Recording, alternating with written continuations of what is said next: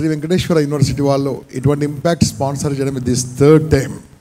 ఎన్నో యూనివర్సిటీలు ఉన్నాయి ఇండియాలో, ఏ యూనివర్సిటీ కూడా అఫీషియల్గా ఈ ప్రోగ్రామ్ను మమ్మల్ని పిలిచి కండక్ట్ చేసిన మొట్టమొదటి university SV university. 4 years back we have been here. SV university and veterinary university కలిసి చేశారు. తర్వాత ఒక 2 years బ్యాక్ ఒకసారి చేశారు. 16లో మిస్ అయింది. 14 వచ్చాము, ఇక్కడ 15 వచ్చాము, 16లో మిస్ అయ్యాము, 17 వచ్చాము. ఆ భగవంతుడు వెంకటేశ్వర స్వామి ప్రతి సంవత్సరం మమ్మల్ని ఇక్కడ పిలిపించాల్సిందిగా మీ గురించి నేను కోరుకుంటున్నాను. తప్పకుండా వస్తాం, మేము రెడీగా ఉన్నాము. నౌ సారు ఒక 1 minute ప్లీజ్. ఓంకారుడు శ్రీశైల వాసిగిరి షణ్ముకుండు జన్మజిచ్చిన తల్లిదండ్రుల వారు హారతలు జిచ్చే మీ మేఘవర్ధనుడు వాసిగిరి వాసిగెక్కినవాడు 3 కన్నుల కీర్తించు 4వ వాసిగిరీశుండు వాసిగిరి. షణ్ముఖ ఆజ్ఞతో పుట్టిన కములుడు మ్యారే వాసిగిరి ఎంతటి ధన్యుడు. శ్రీశైలపురంబులో ప్రసాదతీతుండు ఇతడు అనుమవాచే పరాక్రమ ఓంకారుడు వాసిగిరీశుడు. పరమదమంబుగ శ్రీశైల డాము పూర్వబలంబు చూపే దారిలో దాగి ఉన్న వాసిగిరి వసుందరుడు. షణ్ముఖయందు ఉద్భవించే లక్ష్మీనారాయణుడు ఓంకారతోడనే గుణాల జీనుండు. ప్రజల భక్తులను కవ్వింప మ్రోగు గుణంబుడు మల్లికాంబిక ధర్మాసనంబునవకుండు. ఓం నమ శివాయుని శ్రీశైల శోభితుండు వాసిగిరి హృదయంబునందు కల్పింప లక్ష్మీనారాయణుడు. 2 అక్షరాల ఓంకారుడు లక్ష్మీనారాయణుడు. ప్రకృతి ఆనందింప సృష్టిలయుడున్న లక్ష్మీనారాయణుడు. చాలా అద్భుతంగా మా సార్ మా లక్ష్మీనారాయణ గారిని అద్భుతంగా పరిచయం చేశారు. థ్యాంక్ యూ వెరీ మచ్ అండి, ధన్యవాదాలండి. సో మిత్రులారా, ఇంపాక్ట్కు ఒక కళ తెచ్చింది, యూత్లో ఒక ఉత్సాహం నింపింది. ఉత్సాహం అది ఆర్డినరీ కాదు బాస్. వారి ప్రసంగాలు ఎంత అద్భుతంగా ఉన్నాయంటే యూట్యూబ్లో వారి మాట్లాడిన ఒక ప్రసంగము 26 lakhs డైరెక్ట్గా చూశారండి. నాకు తెలిసినంత వరకు కొన్ని కాలేజీలో కొన్ని స్కూల్స్లో అది డౌన్లోడ్ చేసింది నాన్ స్టాప్ ప్లే చేస్తూ ఉంటారు. నిజం చెప్తున్నాను, మన యూత్కు ఒక ఐకాన్ లక్ష్మీనారాయణ సార్ ఐపీఎస్. నేను ఇలా అడగగానే సార్ ఒక్క నిమిషం కూడా ఎస్ తిరుపతి ఎస్వి యూనివర్సిటీ నేను వస్తాను, తప్పకుండా వస్తానని ఒక్క మాటలో చెప్పేశారు బాస్. అంటే మీరు కూడా ఎంత అదృష్టవంతులు ఆలోచించుకోండి. ఇప్పుడు మీరందరూ నిలబడి చప్పట్లతో పిలుస్తాం. 1 2 1 2 3. I invite Lakshminarayana sir, Vasagiri Venkata Lakshminarayana sir. మనమందరం పిలుచుకుంటున్న జేడి లక్ష్మీనారాయణ సార్. భారత్ మాతా కే, భారత్ మాతా కే, భారత్ మాతా కే.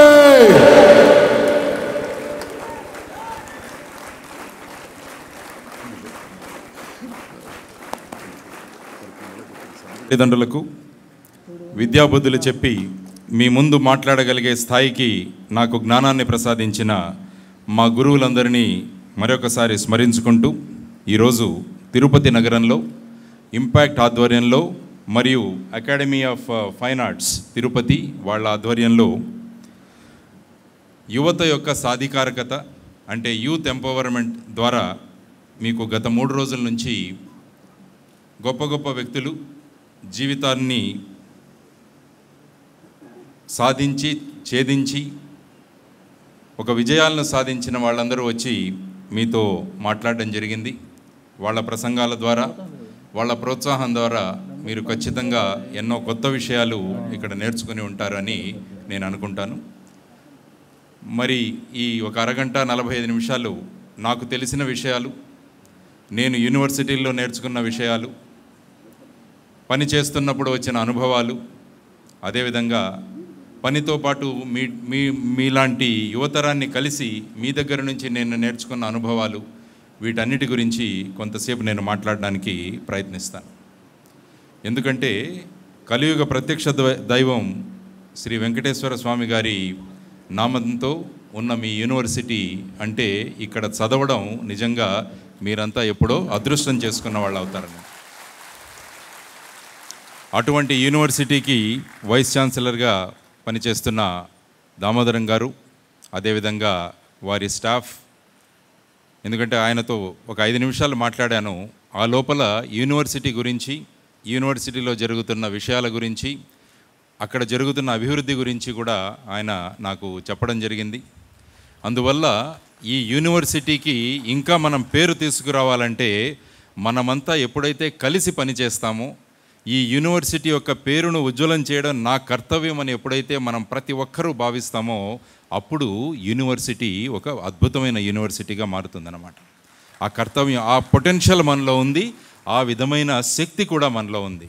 కాబట్టి కేవలం వైస్ ఛాన్సలర్ గారు, స్టాఫ్ మాత్రమే వాళ్ళు ఆ యూనివర్సిటీ యొక్క స్థాయిని పెంచేదానికి వాళ్ళు ప్రయత్నం చేస్తున్నారు. అదేవిధంగా మీరు కూడా ప్రతి ఒక్కరూ కూడా మీ వంతు కర్తవ్యంగా మీరు కనుక పాటుపడడం మొదలు పెడితే, పూర్వం ఎప్పుడో ఇప్పుడు విద్యార్థులను వెళ్ళి అడిగితే మీకు ఎక్కడ చదవాలి అనుకుంటున్నారంటే వాళ్ళు అంటారు మేము MITలో చదవాలనుకుంటున్నారు, మెసాచుసెట్స్ ఇన్స్టిట్యూట్ ఆఫ్ టెక్నాలజీలో కానీ, ఆక్స్ఫర్డ్ కానీ, కేంబ్రిడ్జ్ కానీ అలాంటి పేర్లు తీసుకుంటున్నారు. కొన్ని వందల సంవత్సరాల క్రితం ప్రపంచంలో ఉన్న విద్యార్థులను ఎవరినైనా అడిగితే మీరు ఎక్కడ చదవాలి అనుకుంటున్నారు అంటే వాళ్ళు మన భారతదేశంలో ఉన్న నలంద, తక్షశిల విశ్వవిద్యాలయ పేర్లు తీసుకునేవాళ్ళు అన్నమాట. అందువల్ల మళ్ళా భారతదేశానికి మనం పూర్వ వైభవాన్ని తీసుకురావాలి. కాబట్టి మీ అందరూ కలిసి పనిచేస్తే రేపు ప్రపంచంలో ఏమనుకోవాలంటే అవకాశం వస్తే వెళ్ళి శ్రీ వెంకటేశ్వర విశ్వవిద్యాలయంలో చదవాలి అని ప్రపంచంలో ఉన్న విద్యార్థులందరూ కూడా అనుకోవాలన్నమాట. కాబట్టి అటువంటి విశ్వవిద్యాలయాన్ని మనమందరం కలిసి గనుక దీన్ని అభివృద్ధి చేయగలిగితే చూడండి, నథింగ్ ఈజ్ ఇంపాసిబుల్. ఇంపాసిబుల్ అన్నది ఏది కాదు. మనసు పెట్టి మనం ఎప్పుడైతే పని చేస్తామో ప్రతి ఒక్క విషయం కూడా అది సాధ్యం. కాబట్టి ఎటువంటి విషయాన్ని కూడా అసాధ్యం అనుకోకుండా మనం అనుకున్న ప్రతి విషయాల్ని కూడా మనం సాధ్యం చేసుకోవాలి అని ఒక సంకల్పం ఈ ఇంపాక్ట్ కార్యక్రమం ముగిసిన తర్వాత మనం అంతా తీసుకుందాం.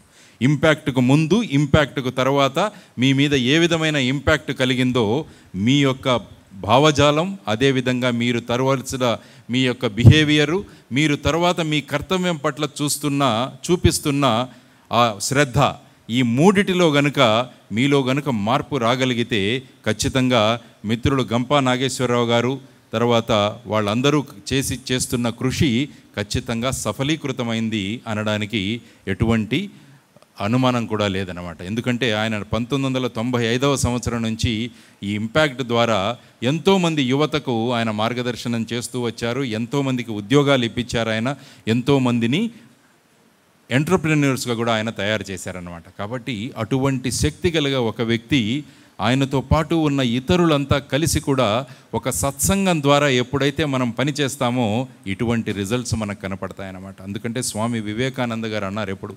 Association is very very important.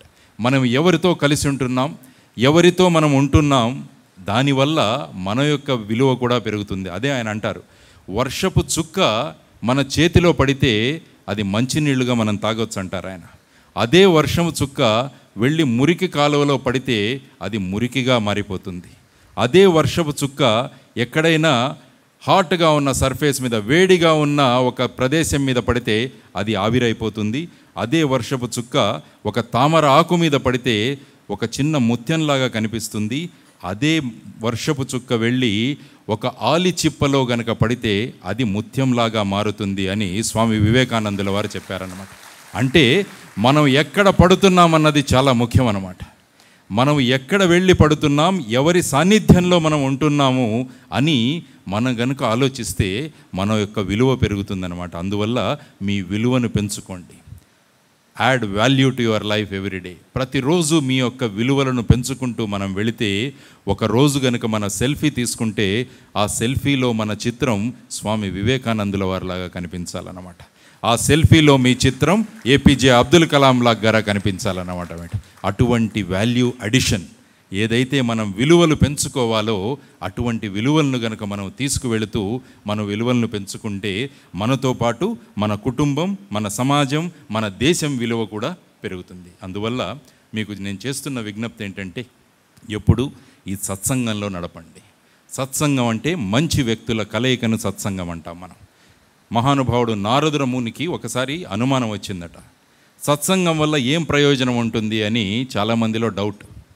అందువల్ల ఆయన భగవంతుడికి వెళ్ళి ఆయన అడుగుతాడు, స్వామి సత్సంగం వల్ల ఏం మనకు ఇది ఉంటుంది, ప్రయోజనం ఉంటుందంటే, అప్పుడు భగవంతుడు ఏం చెప్తారంటే ఆయనకి, ఈ విషయం నేను చెప్పాల్సిన అవసరం లేదు, అక్కడ ఒక చిన్న పురుగు ఉంది, ఆ పురుగును వెళ్ళి అడుగు అంటాడట.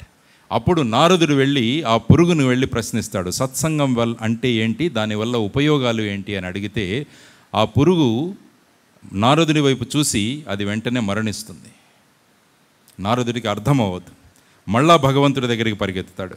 వెళ్ళి, స్వామి సత్సంగం అంటే ఏంటి అని మీరు నన్ను ఆ పురుగు దగ్గరికి పంపించారు, కానీ నేను వెళ్ళి మాట్లాడగానే ఆ పురుగు చనిపోయింది అంటే, ఇప్పుడు వెళ్ళి ఆ పావురాన్ని అడుగు అంటాడు ఆయన. అప్పుడు నారదుడు వెళ్ళి మళ్ళీ ఆ పావురాన్ని అడుగుతాడు, సత్సంగం ఏంటి, దానివల్ల ప్రయోజనం ఏంటి అని. అప్పుడు ఆ పావురం నారదుడి వైపు చూసి మళ్ళా అది చనిపోతుంది. అప్పుడు నారదుడికి భయం పుడుతుంది, నేను సత్సంగం అనగానే ప్రతి వ్యక్తి చనిపోతున్నాడు అని మళ్ళా భగవంతుడి దగ్గరికి పరిగెత్తుతాడు. పరిగెత్తితే అప్పుడు భగవంతుడు అంటాడు, ఇప్పుడే పుట్టిన ఆ లేగదూడ ఉంది, ఆ లేగదూడను వెళ్ళి అడుగు సత్సంగం అంటే ఏంటో అంటాడు. మళ్ళా భయపడుతూ ఆ లేగదూడ దగ్గరికి వెళ్ళి అడిగితే ఆ లేగదూడ కూడా అలా చూసి అది కూడా ప్రాణాలు వదిలేస్తుంది. అప్పుడు నారదుడు నిర్ణయించుకుంటాడు, ఇంకా సత్సంగం గురించి నేను ఎక్కడికి వెళ్ళను, అందుకంటే నేను ఎవరితో అడుగుతుంటే వాళ్ళంతా చనిపోతున్నారు అని చెప్పేసి.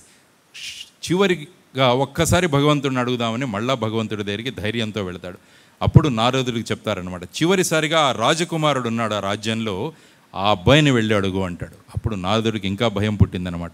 ఇంతవరకు ఆ చిన్న పురుగు, తర్వాత పావురం, తర్వాత లేగదూడ చనిపోయి ఇప్పుడు వెళ్ళి ఈ మనిషిని అడిగితే ఈ మనిషికి ఏమవుతుందో అని చెప్పి ఎంతో భయపడుతూ వెళ్ళి ఆ పిల్లవాడి పక్కన కూర్చొని చెవిలో నెమ్మదిగా అడిగాడు, సత్సంగం అంటే ఏంటి, దానివల్ల ఉపయోగాలు ఏంటి అని అలా ప్రశ్నిస్తూ ఎంతో అనుమానాస్పదంగా ప్రశ్నిస్తున్నాడు. అప్పుడు ఆ పిల్లవాడు చూసి నవ్వుతాడు. నారద మహర్షుల వారు నన్ను గుర్తుపట్టలేదా, నేనే ఆ పురుగుని. మీరు వచ్చి నాతో మాట్లాడడం వల్ల నేను వచ్చే జన్మలో పావురంగా పుట్టాను. మళ్ళా మీరు వచ్చి కలిశారు, మన ఇద్దరి సత్సంగం వల్ల నేను లేగదూడగా పుట్టాను. మళ్ళా మీరు వచ్చి నాతో మాట్లాడారు, ఆ సత్సంగం వల్ల 84 లక్షల జీవరాశుల్లోని అతి ఉత్తమమైన జన్మ, మానవ జన్మ నాకు ఈ జన్మలో ప్రసాదమైంది. అందువల్ల మన ఇద్దరి మధ్య జరిగిన సత్సంగం వల్ల నేను ఒక అద్భుతమైన మానవ జన్మను తీసుకోగలిగాను. అదే సత్సంగం యొక్క ముఖ్యధనం. కాబట్టి దీంట్లో చెప్తున్న తాత్పర్యం ఏంటంటే, మనమందరం కూడా మానవ జన్మ ఎత్తాం. అంటే గొప్ప సత్సంగాల ఫలితం వల్ల మనం ఈ మానవ జన్మ ఎత్తున్నాం. మరి ఈ ఎత్తిన మానవ జన్మను సార్థకత చేసుకోవడం చాలా ముఖ్యం, సార్థకం చేసుకోవడం చాలా ముఖ్యం.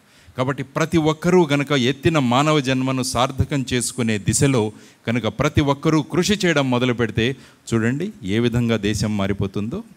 దానికోసం ప్రతి ఒక్కరూ కష్టపడడం అవసరం. ఎలా జీవించామన్నది చాలా ముఖ్యం మనకు, ఎక్కడ పుట్టామన్నది ముఖ్యం కాదు. అందుకనే ఎప్పుడు కలువలు, తామరల ఉదాహరణలు ఇస్తుంటాను నేను. మీరు ఎప్పుడైనా చూడండి, కలువ పూలు, తామర పూలు ఎక్కడ దొరుకుతాయంటే మీకు బురదలో దొరుకుతాయి. ఆ కలువలు, తామరలు బురదలో పుట్టిన తర్వాత నెమ్మదిగా పైకి ఎదుగుతూ ఉంటే చంద్రుడు, సూర్యుడు ఆ కలువలు, తామరల కోసం ఎదురు చూస్తూ ఉంటారు, ఎప్పుడు బయటికి వస్తాయా అని. ఆ కలువలు, తామరలు బయటికి రాగానే చంద్రుడి కాంతి, సూర్యకాంతిని తీసుకొని అద్భుతమైన పుష్పాలుగా అవి వెలుగొందుతాయి. మీరు ఎప్పుడైనా చూడండి, ఈ ఫ్లవర్స్లో ఎక్కడా మీకు కలువలు, తామరలు కనిపించవు. మాకు వేసిన దండల్లో కూడా కలువలు, తామరలు కనపడవు. ఎప్పుడైనా దేవాలయానికి వెళ్ళండి, అక్కడ మీకు కలువలు, తామరలు దర్శనమిస్తాయి. పుట్టిందెక్కడ? బురదలో. చేరిందెక్కడ? భగవంతుని సన్నిధానంలో అన్నమాట. అందువల్ల మనం ఎక్కడ పుట్టామన్నది ముఖ్యం కాదు, ఎలా పెరిగి ఎక్కడ చేరామన్నది ముఖ్యం. కాబట్టి మీరందరూ కూడా అదే ఆలోచించండి. మీరు ఎక్కడైనా పుట్టొచ్చు, మీరు ఒక చిన్న గ్రామంలో పుట్టొచ్చు, ఒక పేద కుటుంబంలో పుట్టొచ్చు, కానీ మనం ఎక్కడ పుట్టామన్నది ముఖ్యం కాదు, ఏ విధంగా పెరిగి ఎక్కడ చేరామన్నది ముఖ్యం అన్నమాట. అందువల్ల మీలో అటువంటి పొటెన్షియల్ ఉంది, అటువంటి శక్తి మీ అందరిలో ఉంది.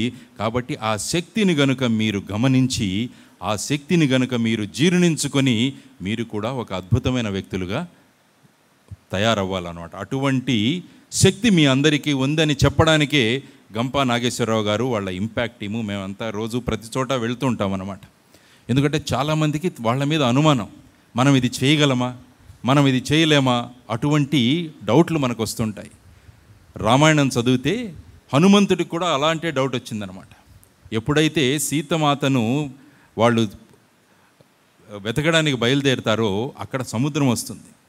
ఆ సముద్రాన్ని లంఘించడానికి ఎవరి దగ్గర శక్తులు ఉన్నాయని ప్రతి ఒక్కరూ ఆలోచించడం మొదలుపెట్టారు. అప్పుడు హనుమంతుడు కూడా నేను దాటగలనా లేదా అన్నది ఉంటే అప్పుడు మిగతా వాళ్ళంతా కూడా అతనిలో ఉన్న శక్తిని గురించి చెప్పితే అప్పుడు అతను అద్భుతంగా వెళ్ళి ఆ సముద్రాన్ని లంఘించి సీతామాతను వెళ్ళి కలిసి వచ్చాడనమాట. కాబట్టి మనమందరం కూడా మన మీద మనకు డౌట్ వస్తుంటుంది. ఎప్పుడు మనలో ఇటువంటి శక్తులు ఉన్నాయా, నేను ఎదిగి ఈ విధమైన పనులు చేయగలనా అని మన ప్రతి ఒక్కరిలో కూడా సందేహాలు వస్తుంటాయి. కాబట్టి ఆ సందేహాలను తీర్చేది ఏంటి అంటే జ్ఞానం, నాలెడ్జ్. ఎప్పుడైతే మీరు జ్ఞానాన్ని కనుక తీసుకుంటారో ఆ జ్ఞానం వల్ల ఇటువంటి సందేహాలన్నీ ఎగిరిపోతాయి. కాబట్టి యూనివర్సిటీలో ఎప్పుడైతే మీరు ప్రవేశిస్తారో మీరు యూనివర్సిటీ నుంచి బయటికి వెళ్ళేటప్పుడు మీలో ఉన్న ఇటువంటి అనుమానాలన్నీ కూడా దూరం వెళ్ళిపోవాలన్నమాట. మీకు ఆ అనుమానాలు దూరం వెళ్ళలేదు అంటే మీరు యూనివర్సిటీలో జ్ఞానాన్ని మీరు సంపాదించలేదు అని మీరు ఆశించుకోండి. కాబట్టి అందుకనే మీ యూనివర్సిటీ యొక్క లోగో కూడా చూడండి, జ్ఞానం సమ్యగ వేక్షణం. అంటే మనం జ్ఞానాన్ని ఆర్జించడానికి ఇక్కడ వచ్చామన్నమాట. మనం ఇక్కడ ఎందుకు వచ్చామంటే జ్ఞానానికి ప్రాముఖ్యతనిచ్చే యూనివర్సిటీ శ్రీ వెంకటేశ్వర విశ్వవిద్యాలయం. కాబట్టి అటువంటి జ్ఞానాన్ని మనం తీసుకొని వెళదామని ఎప్పుడైతే మీరంతా నిర్ణయించుకుంటారో అప్పుడు మీలో ఒక పరివర్తన కలుగుతుందన్నమాట. ఎందుకంటే జ్ఞానాన్ని అర్థించే మీ అందరినీ ఈరోజు కలవడం, ఈ విశ్వవిద్యాలయంలో మీరు ఉండడం, తాళ్లపాక అన్నమాచార్య లాంటి మహానుభావుడు ఈ పరిసరాల్లో సంతరించారు. ఎంతోమంది గొప్ప వ్యక్తులు ఈ పరిసరాల్లో తిరిగారన్నమాట. కాబట్టి అటువంటి పుణ్యభూమిలో మనం ఉండి ఇక్కడ జ్ఞానం కోసం మనము తపస్సు గనక చేయగలిగితే ఖచ్చితంగా మీరంతా కూడా గొప్ప మార్పులు చెంది ఈ దేశానికి ఉపయోగపడే వ్యక్తులుగా మీరంతా తయారవుతారు. అటువంటి శక్తి మీలో ఉంది అని చెప్పడానికే మేము ఈరోజు వచ్చామన్నమాట. ఇక్కడ మా అక్కలు కూడా ఈ యూనివర్సిటీలోనే చదివారు. మా ఇద్దరు సిస్టర్స్ కూడా ఈ వెంకటేశ్వర విశ్వవిద్యాలయంలోనే చదివారు. కాబట్టి నేను అప్పుడప్పుడు వస్తుండేవాడిని ఇక్కడ. ఎంతోమంది మిత్రులు, నా మిత్రులు చాలామంది కూడా ఈ వెంకటేశ్వర విశ్వవిద్యాలయంలో చదివిన వాళ్ళు ఉన్నారు. అందువల్ల ఈ విశ్వవిద్యాలయం గురించి, ఇక్కడ ఉన్న వాతావరణం గురించి నాకు బ్రహ్మాండంగా తెలుసు అన్నమాట. మరి విశ్వవిద్యాలయం అని ఎందుకు అంటాం దీన్ని? Why it is called university? విశ్వవిద్యాలయం అని మనం ఎందుకు అనుకుంటామంటే విశ్వానికి ఎలాగైతే హద్దులు ఉండవో విశ్వానికి ఎప్పుడూ హద్దులు ఉండవు. There are no barriers or no boundaries to the universe. అదేవిధంగా ఇక్కడ మీరు నేర్చుకోగలిగే జ్ఞానానికి కూడా హద్దులు ఉండవు. అందుకనే దీన్ని విశ్వవిద్యాలయము అంటారనమాట. అందువల్ల దీన్ని విశ్వవిద్యాలయము అని అంటారనమాట. అందువల్ల మీకు అందరికీ ప్రపంచం పట్ల ఒక దృక్పథం ఉండాలి, దృక్కోణం కూడా ఉండాలన్నమాట. అందువల్ల విశ్వవిద్యాలయంలో మీరు చదువుతున్నారంటే కేవలం మీ పరీక్షల్లో ఉన్న సబ్జెక్టులు మాత్రమే కాదు, మీరు విశ్వాన్ని కూడా ఇక్కడ చదివేయడానికి మీకు బ్రహ్మాండమైన అవకాశం ఉంది ఇక్కడ. అందువల్ల మీ దృక్పథం మారాలి. కేవలం పరీక్షల్లో పాస్ అవ్వడం, ఆ ఎగ్జామ్లో మాత్రమే మేము చదవాలి అనుకోవడం, అది మీ దృక్పథం కాకూడదు. ఎప్పుడైతే విశ్వవిద్యాలయంలో చదువుకుంటున్నామో మీ జ్ఞానానికి కానీ మీరు నేర్చుకోవాలనుకుంటున్న నాలెడ్జ్కి కానీ ఎక్కడ కూడా హద్దులు ఉండకూడదు అన్నమాట. అలాంటి జ్ఞానాన్ని ప్రసాదించడానికి యూనివర్సిటీలో ఉన్న మాస్టర్లు రెడీగా ఉన్నారు, యూనివర్సిటీలో ఉన్న లైబ్రరీ తయారుగా ఉంది. మరి మీరు దానికి ప్రయత్నం చేయాలన్నమాట. మీ సన్నద్ధత, మీ preparedness, that is very very important అన్నమాట. ఎందుకంటే మీరు విశ్వం గురించి తెలుసుకుంటే విశ్వం మీ గురించి తెలుసుకుంటుంది. మీరు కేవలం పరీక్ష గురించి మాత్రమే మీరు తెలుసుకుంటే విశ్వం మీకోసం ఎదురు చూడదన్నమాట. అందువల్ల మీరు ఏ విధంగా తయారవ్వాలంటే విశ్వం మీకోసం ఎదురు చూడాలి. అటువంటి వ్యక్తులుగా మీరంతా తయారవ్వాలి అని అనుకుంటాం. చాలామంది ఏమనుకుంటారంటే యూనివర్సిటీ అంటే ఫ్రీడమ్, స్వేచ్ఛ, మేము ఏం కావాలనుకుంటే అది చేయొచ్చు అన్నది అనుకొని వాళ్ళ బిహేవియర్ కానీ వాళ్ళ చేసే పనులు కానీ ఒక్కొక్కసారి చాలా ఆశ్చర్యాన్ని కలుగజేస్తాయి. ఎందుకంటే చాలామంది ఏమనుకుంటారంటే చిన్న చిన్న కాలేజెస్లోనూ స్కూల్స్లోనూ వాళ్ళ మీద చాలా కంట్రోల్ ఉండేది. విశ్వవిద్యాలయంలోకి రాగానే ఒక్క రకంగా హఠాత్తుగా వాళ్లకు స్వేచ్ఛ దొరికినట్టు అనిపిస్తుందంటే, ఈ స్వేచ్ఛ మీకు ఎందుకు ఇవ్వడం జరిగిందంటే ఇక్కడ ఉన్న జ్ఞానాన్ని మీరు సంపాదించడానికి మాత్రమే మీకు స్వేచ్ఛను ఇవ్వడం జరిగింది. ఎవరైతే కాలాన్ని అద్భుతంగా వాడుకుంటారో, ఎవరైతే కాలాన్ని అద్భుతంగా వినియోగించుకుంటారో వాళ్ళే జీవితంలో విజయాలను సాధిస్తారనమాట. మీరందరూ అనుకోవచ్చు చాలా సమయం ఉంది, మళ్ళీ ఎప్పుడైనా చూసుకుందాములే అని. కానీ సమయం ఎలా వెళుతుంటుందంటే ప్రతి నిమిషం అది ఎప్పుడు ఆగదు మీకోసం, అది పరిగెడుతూనే ఉంటుందన్నమాట. దాంతోపాటు మనం పరిగెత్తగలగాలి. చాలామంది ఏమనుకుంటారంటే ఒక సెకండ్, ఒక క్షణం, చాలా తక్కువ సమయం, అది వేస్ట్ చేసినా పర్వాలేదులే అనుకుంటాం. కానీ ఒక క్షణం యొక్క విలువ ఎవరికైనా తెలియాలి అంటే వాళ్ళు ఏం చేస్తారంటే, మీరు ఒలింపిక్స్లో 4వ స్థానంలో 100 మీటర్ల పరుగు పందెంలో 4వ స్థానంలో వచ్చిన వ్యక్తిని వెళ్ళి అడగండి. ఆ వ్యక్తి ఏమంటాడంటే, నేను 1 సెకండ్లో 100వ వంతు ఇంకా బాగా పరిగెత్తుంటే నాకు ఖచ్చితంగా 3వ స్థానం నాకు దొరికేది అని అంటాడనమాట. ఆ వ్యక్తికి తెలుస్తుంది ఒక క్షణం యొక్క విలువేంటో. కానీ మనం క్షణాలు మనం వేస్ట్ చేసేస్తుంటాం, క్షణాలు మనం వేస్ట్ చేసేస్తుంటాం. మనకేమనిపిస్తుందంటే నిమిషం కూడా చాలా తక్కువ సమయం, నిమిషం అన్నది కూడా చాలా తక్కువ, కాబట్టి కొన్ని నిమిషాలు వేస్ట్ చేసినా పర్వాలేదు అనుకుంటాం. కానీ ఈ హైవేలో మొన్న వెళుతున్నప్పుడు ఒక యాక్సిడెంట్ జరిగింది. ఒక అబ్బాయి మోటార్ సైకిల్ చాలా రేస్ చేసేసి 150 కిలోమీటర్ల స్పీడ్లో చేస్తూ అక్కడ స్కిడ్ అయిపోయి పడిపోతే ఆ పిల్లవాడి శవం అలా పడి ఉంటే వాళ్ళ అమ్మ నాన్నలు వచ్చి అక్కడ ఏడుస్తున్నారు.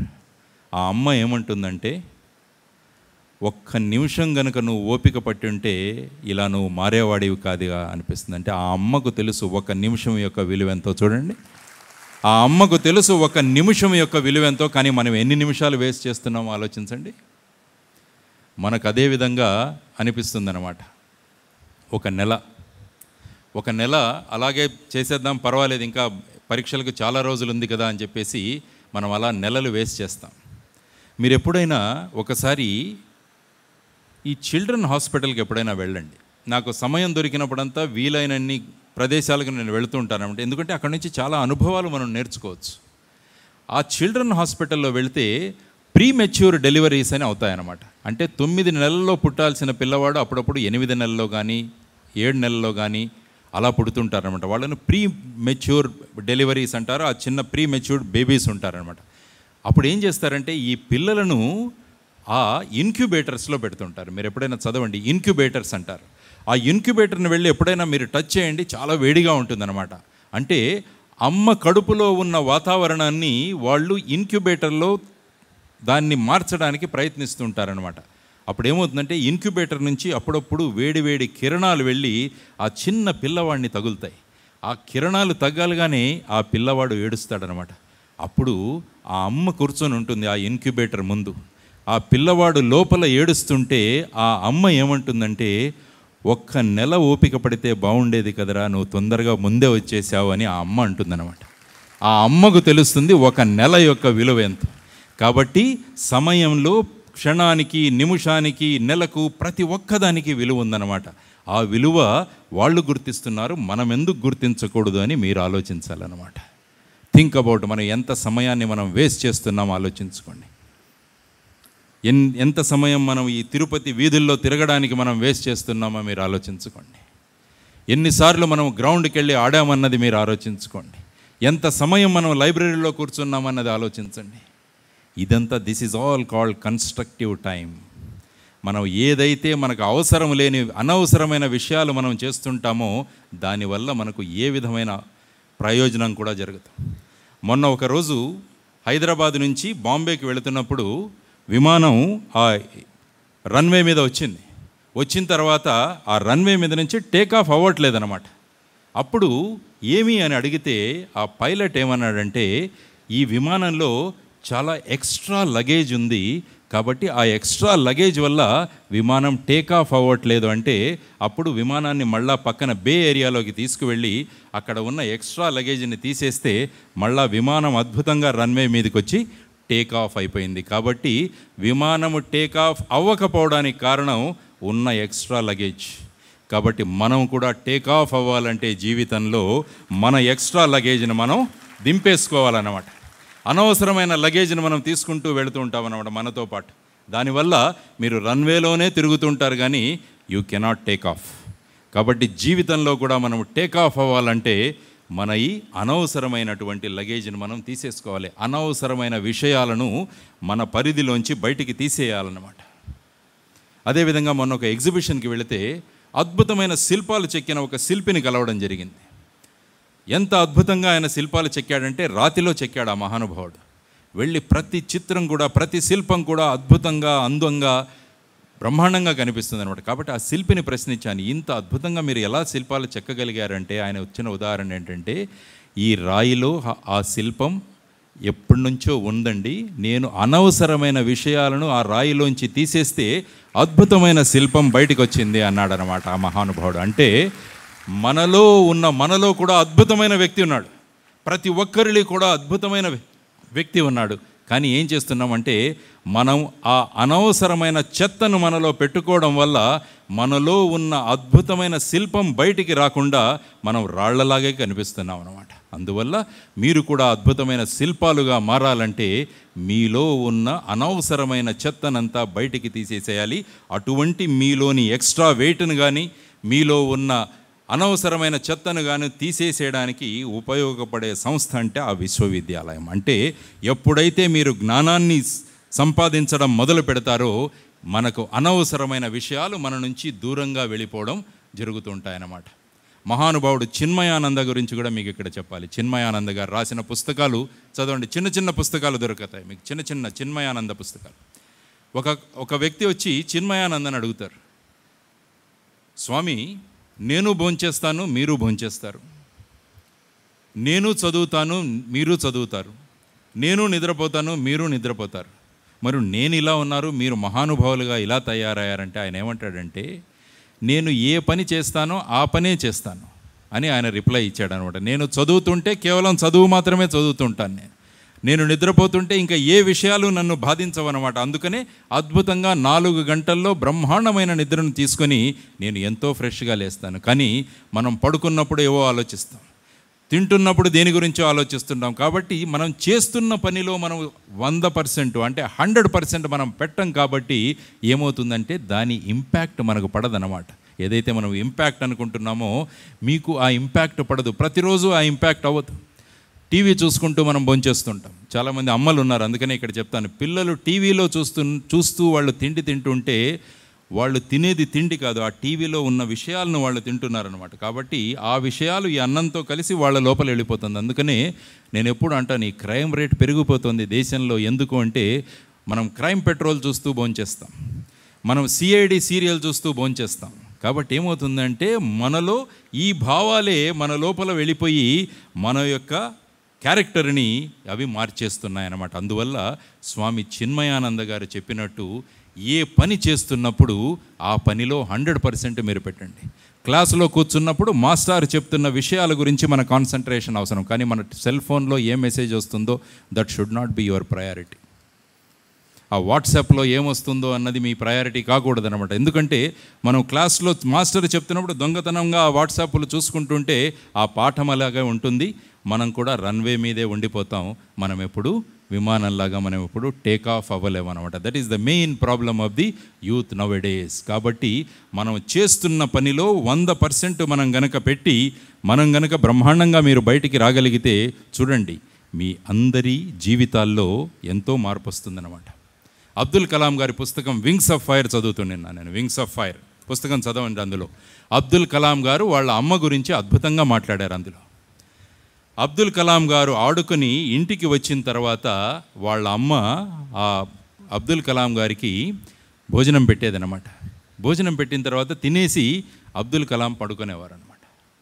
అబ్దుల్ కలాం గారు ఏమనుకుంటున్నారంటే, రోజు మా అమ్మ ఇది అయిన తర్వాత నాకు భోజనం పెట్టిన తర్వాత తను కూడా భోంచేసి పడుకుంటుంది అనుకుంటాడనమాట. ఒకరోజు అలాగే భోజనం చేసిన తర్వాత నిద్రపోతున్నట్టు నటిస్తూ నెమ్మదిగా వాళ్ళ అమ్మ భోంచేస్తోందా లేదా అని చూస్తారన్నమాట అబ్దుల్ కలాం. కానీ అబ్దుల్ కలాం గారి ముందు జరిగిన విషయం ఏంటంటే, వాళ్ళ అమ్మ పేదరికంతో ఇంట్లో ఏదైతే ఉందో అది మొత్తం అబ్దుల్ కలాం గారికి పెట్టేసి తను ఏమీ తినకుండా నీళ్లు తాగేసి నిద్రపోతుండిందన్నమాట.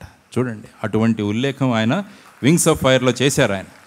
అంటే ఆయన ఏమన్నారంటే మన అందరి అమ్మలు కూడా అబ్దుల్ కలాం గారి అమ్మలు లాంటి వాళ్ళే. ఎందుకంటే మనకు వాళ్ళు పెట్టి వాళ్లకు లేకున్నా కూడా వాళ్ళు పస్తులతో పడుకోవడానికి తయారుగా ఉన్నారు. కాబట్టి మన అమ్మలంతా కూడా అబ్దుల్ కలాం గారి అమ్మల్లా అవుతే మరి మనం ఎందుకు అబ్దుల్ కలాం కావకూడదు అని మనం ఆలోచించుకోండి. Why don't you become Dr. Abdul Kalam? Because your mother has all the qualities of mother of Dr. APJ Abdul Kalam. మరి తయారవుదాం మనం. The main aspect of this empowerment of youth and impact యొక్క ఉద్దేశం ఏంటంటే మీరందరూ కూడా అటువంటి మహానుభావులు అవ్వాలి. మీకు అబ్దుల్ కలాం గారికి తేడా ఏంటండి? There is no difference. ఆయన కూడా కాలేజీలో చదివాడు, మనం కూడా కాలేజీలో చదివాము, ఆయన కూడా. కానీ ఏంటంటే ఆయనలో ఉన్న సిన్సియారిటీ, దేశం కోసం ఏదైనా చేయాలన్న తపన అని ప్రతి ఒక్క క్షణాన్ని అద్భుతంగా ఉపయోగించుకునే ఆయన మనస్తత్వం, ఈ మూడు గనుక మనకు దగ్గరికి తీసుకురాగలిగితే ఈ విశ్వవిద్యాలయం నుంచి వచ్చే ప్రతి ఒక్కరూ కూడా అబ్దుల్ కలాం గారిలాగే అనిపిస్తారు. దానికోసం ప్రపంచం ఎదురు చూస్తోందన్నమాట. ఈ విశ్వవిద్యాలయం నుంచి ఎప్పుడొక స్వామినాథన్ బయటకు వస్తాడు, ఎప్పుడొక వర్గీస్ కురియన్ బయటకు వస్తారు, ఎప్పుడొక డాక్టర్ ఏపీజే అబ్దుల్ కలాం ఎదురొస్తారని మీ అందరి కోసం 120 కోట్ల మంది మీ 1 కోటి యూనివర్సిటీలో చదువుతున్న విద్యార్థుల కోసం ఎదురు చూస్తున్నారు. ఎప్పుడు వస్తారు వీళ్ళు బయటికి అని. మరి వాళ్ళ కళలు సాక్షాత్కారం చేయడం మన ధర్మం కాదా? It is our responsibility. అది నా రెస్పాన్సిబిలిటీ అని మీరు తీసుకోండి. నేను కూడా ఒక అద్భుత వ్యక్తిగా బయటికి వస్తాను. Keep their posters in your rooms. Hostel రూమ్లో వెళ్ళగానే సినిమా వాళ్ళ ఫోటోలు కనిపిస్తాయి నాకు. రోజు వాళ్ళనే చూసుకుంటుంటారు. They are our role models. Remove them. Keep these people as your role models in your hostel rooms. Vivekananda గారి ఫోటోని పెట్టుకోండి, అబ్దుల్ కలాం గారి ఫోటోని పెట్టుకోండి, వర్గీస్ కురియన్. ఎవరైతే ఒక మనిషి మాట్లాడిన మాటను తీసి నా దేశాన్ని గురించి తను అలా మాట్లాడాడు కాబట్టి నా దేశాన్ని ఒక అద్భుత దేశంగా మారుస్తానని వర్గీస్ కురియన్ నిర్ణయం తీసుకున్నారనమాట. ఒక బ్రిటిష్ దేశస్థుడు భారతదేశంలో ఉన్న పాలను చూసి ఆయన ఏమన్నాడంటే, భారతదేశంలో ఉన్న పాలు బ్రిటిషు గట్టర్లలో, మురికి కాలువల్లో ప్రవహిస్తున్న నీటి కన్నా ఘోరంగా ఉంటాయి అని చెప్పి మన భారతదేశంలో ఉత్పత్తి అయ్యే పాల గురించి ఒక వ్యక్తి కామెంట్ చేస్తే దాన్ని మనసులో తీసుకున్నారు ఈ వర్గీస్ కురియన్. ఆయన అందరూ ఈ గుజరాత్లో ఉన్న అందరూ పాల ఉత్పాదకులందరినీ కలిపి ఒక యూనిట్గా స్టార్ట్ చేసి అమూల్ అనే ఒక సంస్థను స్థాపించి వైట్ రెవల్యూషన్ ద్వారా భారతదేశాన్ని ప్రపంచంలో అతి ఉత్తమమైన పాలను ఉత్పత్తి చెందే దేశంగా మార్చాడు ఒక్క వ్యక్తి. That is Varghese Kurien. చూడండి, ఒక వ్యక్తి చేసిన ప్రయత్నం, ఒక వ్యక్తిలో వచ్చిన మార్పు దేశాన్నే మార్చేసిందనమాట. భారతదేశం ఎప్పుడైతే ఈ అగ్రికల్చరల్ అంటే మన వ్యవసాయ ప్రధానమైన భారతదేశం వ్యవసాయ ఉత్పత్తుల్లో తగ్గిపోతే అప్పుడు స్వామినాథన్ ఒక మహానుభావుడు గ్రీన్ రెవల్యూషన్ ద్వారా, హరిత విప్లవం ద్వారా భారతదేశాన్ని మళ్ళా ఒక గొప్ప దేశంగా మార్పించాడు అనమాట. చూడండి, అటువంటి వ్యక్తులు ఇటువంటి యూనివర్సిటీల్లోనే చదివిన వాళ్ళు. మరి మీరు కూడా ఇటువంటి యూనివర్సిటీల్లోనే చదువుతున్నారు. మరి మీరెందుకు ఆ విధమైన వ్యక్తులుగా మారకూడదు అంటే మనకున్న focus. They were very very focused on their job. ఏ విషయం చేయాలనుకుంటున్నారో ఆ విషయం మీద వాళ్ళు 100% మనసు పెట్టి వాళ్ళు చేయడం వల్ల వాళ్ళు మహానుభావులుగా మార్పు చెందారు. మనుషుల నుంచి మహానుభావులుగా, మనీషులుగా వాళ్ళు మార్పులు చెందారు. కాబట్టి నేనెందుకు చేయకూడదు, నేనెందుకు కాకూడదు అని మీరు ప్రతి ఒక్కరూ ఒక్కసారి ఆలోచించుకోవడం ముఖ్యం. Keep thinking about it. ఈరోజు రాత్రి వెళ్ళి పడుకొని ఆలోచించండి, ఇన్ని సంవత్సరాలు మనం ఏం చేశాం, ఈ 3 రోజుల నుంచి జరుగుతున్న కార్యక్రమాల వల్ల నాలో ఏం మార్పు వస్తుంది, నేనేం చేయగలను అని. నేను కూడా మందలో పాటు పడి వెళ్ళిపోనా, నాకంటూ ఒక ఉనికిని చాటుకోనా అని మీరు ప్రతి ఒక్కరూ ఆలోచించండి. మందలో పడి వెళ్ళిపోవడం చాలా సులభం, వెళ్ళిపోతారంతే. ఆ ప్రవాహంలో మీరు దుంకితే ఆ ప్రవాహమే మిమ్మల్ని తీసుకువెళ్ళిపోతుందని. కానీ ఆ ప్రవాహానికి ఎదురీదగల శక్తి మీలో ఉండాలంటే జ్ఞానాన్ని సంపాదించాలి మనం. ఎప్పుడైతే మీరు జ్ఞానాన్ని సంపాదిస్తారో చూడండి, మీ ఆలోచన విధానమే మారిపోతుంది. మీరు కూడా నేను చెప్పిన మహానుభావుల్లాగా మీరంతా కూడా తయారవుతారన్నమాట. ఎందుకంటే విలువైన వస్తువులు ఎప్పుడూ కూడా మారుమూల ప్రదేశాల్లోనే ఉంటాయి. ఇందాక ఎలాగైతే కలువలు, తామర గురించి చెప్పానో అదేవిధంగా గంధపు చెక్కలు చూడండి, మనకి ఎక్కడ సిటీల్లో దొరకదు. గంధపు చెక్క ఎక్కడో ఫారెస్ట్లో దొరుకుతుందన్నమాట. అద్భుతమైన గంధపు చెక్క. అదేవిధంగా వజ్రాలు కూడా ఎక్కడ దొరుకుతాయి? అటువంటి దుర్గమ ప్రాంతాల్లో మనకు వజ్రాలు దొరుకుతాయి అన్నమాట. అందువల్ల మొదట చెప్పినట్టు మీరు ఏదో చిన్న గ్రామంలో వచ్చాం కాబట్టి నేనేమీ చేయలేను అన్న భావాలను పెట్టుకోకుండా ఖచ్చితంగా నా గ్రామం యొక్క పేరు నేను ఉజ్వలం చేస్తానని మీరు ఎప్పుడైతే నిర్ణయించుకుంటారో అప్పుడు మీరు అద్భుతమైన వ్యక్తులుగా మీరు తయారవుతారన్నమాట. అందుకనే ఎప్పుడు ఈ సూత్రాన్ని మనం ఫాలో అవ్వాలి. అసతోమ సద్గమయ, తమసోమ జ్యోతిర్గమయ, మృత్యోర్మ అమృతంగమయ. అంటే తమసోమ జ్యోతిర్గమయ అంటే bring me to a real world from virtual world. ఇప్పుడు మీరు వింటుంటారు కదా వర్చువల్ వరల్డ్, మనమంతా వర్చువల్ వరల్డ్లో బతుకుతున్నాం. అప్పుడు వర్చువల్ వరల్డ్ అంటే మీ ఆల్ యువర్ గ్యాడ్జెట్స్ ఇవన్నీ మనం రియల్ వరల్డ్లో బతకట్లేదు. మనమంతా ఇదొక కల్పిత ప్రపంచంలో మనం ఉంటున్నాం అనమాట. ఆ కల్పిత ప్రపంచం నుంచి మనం నిజమైన ప్రపంచంలోకి రాగలగాలి. చాలామంది విద్యార్థులు చూస్తుంటాను నేను, 10:30కు లేచి వాట్సాప్లో బొమ్మలు పంపిస్తారు. సూర్యోదయం, what a beautiful sunrise అని వాళ్ళు వాట్సాప్లో పంపించుకుంటున్నాడు. It's a Kerala sunrise in Kerala, enjoy. మళ్ళీ వాడు ఫార్వర్డ్ చేసుకుంటూ ఉంటాడనమాట. కానీ లేచేది ఎప్పుడు? 10:30కు. కానీ ప్రతిరోజు సూర్యుడు క్రమం తప్పకుండా ఉదయిస్తూ ఉంటాడు. ఉదయించున్న సూర్యుడిని ఒక్కసారి చూడండి మీరు, ఎంతో శక్తి మీకు వస్తుందన్నమాట. ప్రతిరోజు క్రమం తప్పకుండా డిసిప్లిన్డ్గా వస్తున్న మహానుభావుడు సూర్య భగవానుడు, ఆయన్ను చూడండి. కాబట్టి మీరు డిసైడ్ చేసుకోవాలి ఏంటంటే from virtual world let me come to the real world. రెండవది, from darkness I want to come to the brightness. అంధకారం నుంచి నేను బ్రహ్మాండమైన వెలుతురులోకి రావాలని మనం ఆలోచించుకోవాలి. ఫైనల్గా మృత్యోర్మ అమృతంగమయ, నేను శాశ్వతంగా ఉండే వ్యక్తిలాగా నేను ఉండిపోవాలని మీరంతా ఆలోచించుకోవాలన్నమాట. వివేకానందుల వారు ఎప్పుడో పరమపదించారు ఆయన, కానీ ఇప్పుడు ఆయన గురించి మాట్లాడుకున్నాం. కలాం గారు, ఆయన ఈ పృథ్వీ ఉన్నంత వరకు ఆ మహానుభావుడు ఉంటూనే ఉంటారన్నమాట. అటువంటి వాళ్ళు దే హ్యావ్ బికమ్ ఇమ్మోర్టల్, అంటే శాశ్వతంగా ఉండిపోయే వాళ్ళుగా తయారయ్యారనమాట. మరి మనం ఎందుకు ఆలోచించకూడదు? నేనెందుకు శాశ్వతంగా ఉండిపోకూడదు ఈ ప్రపంచంలో అన్నది?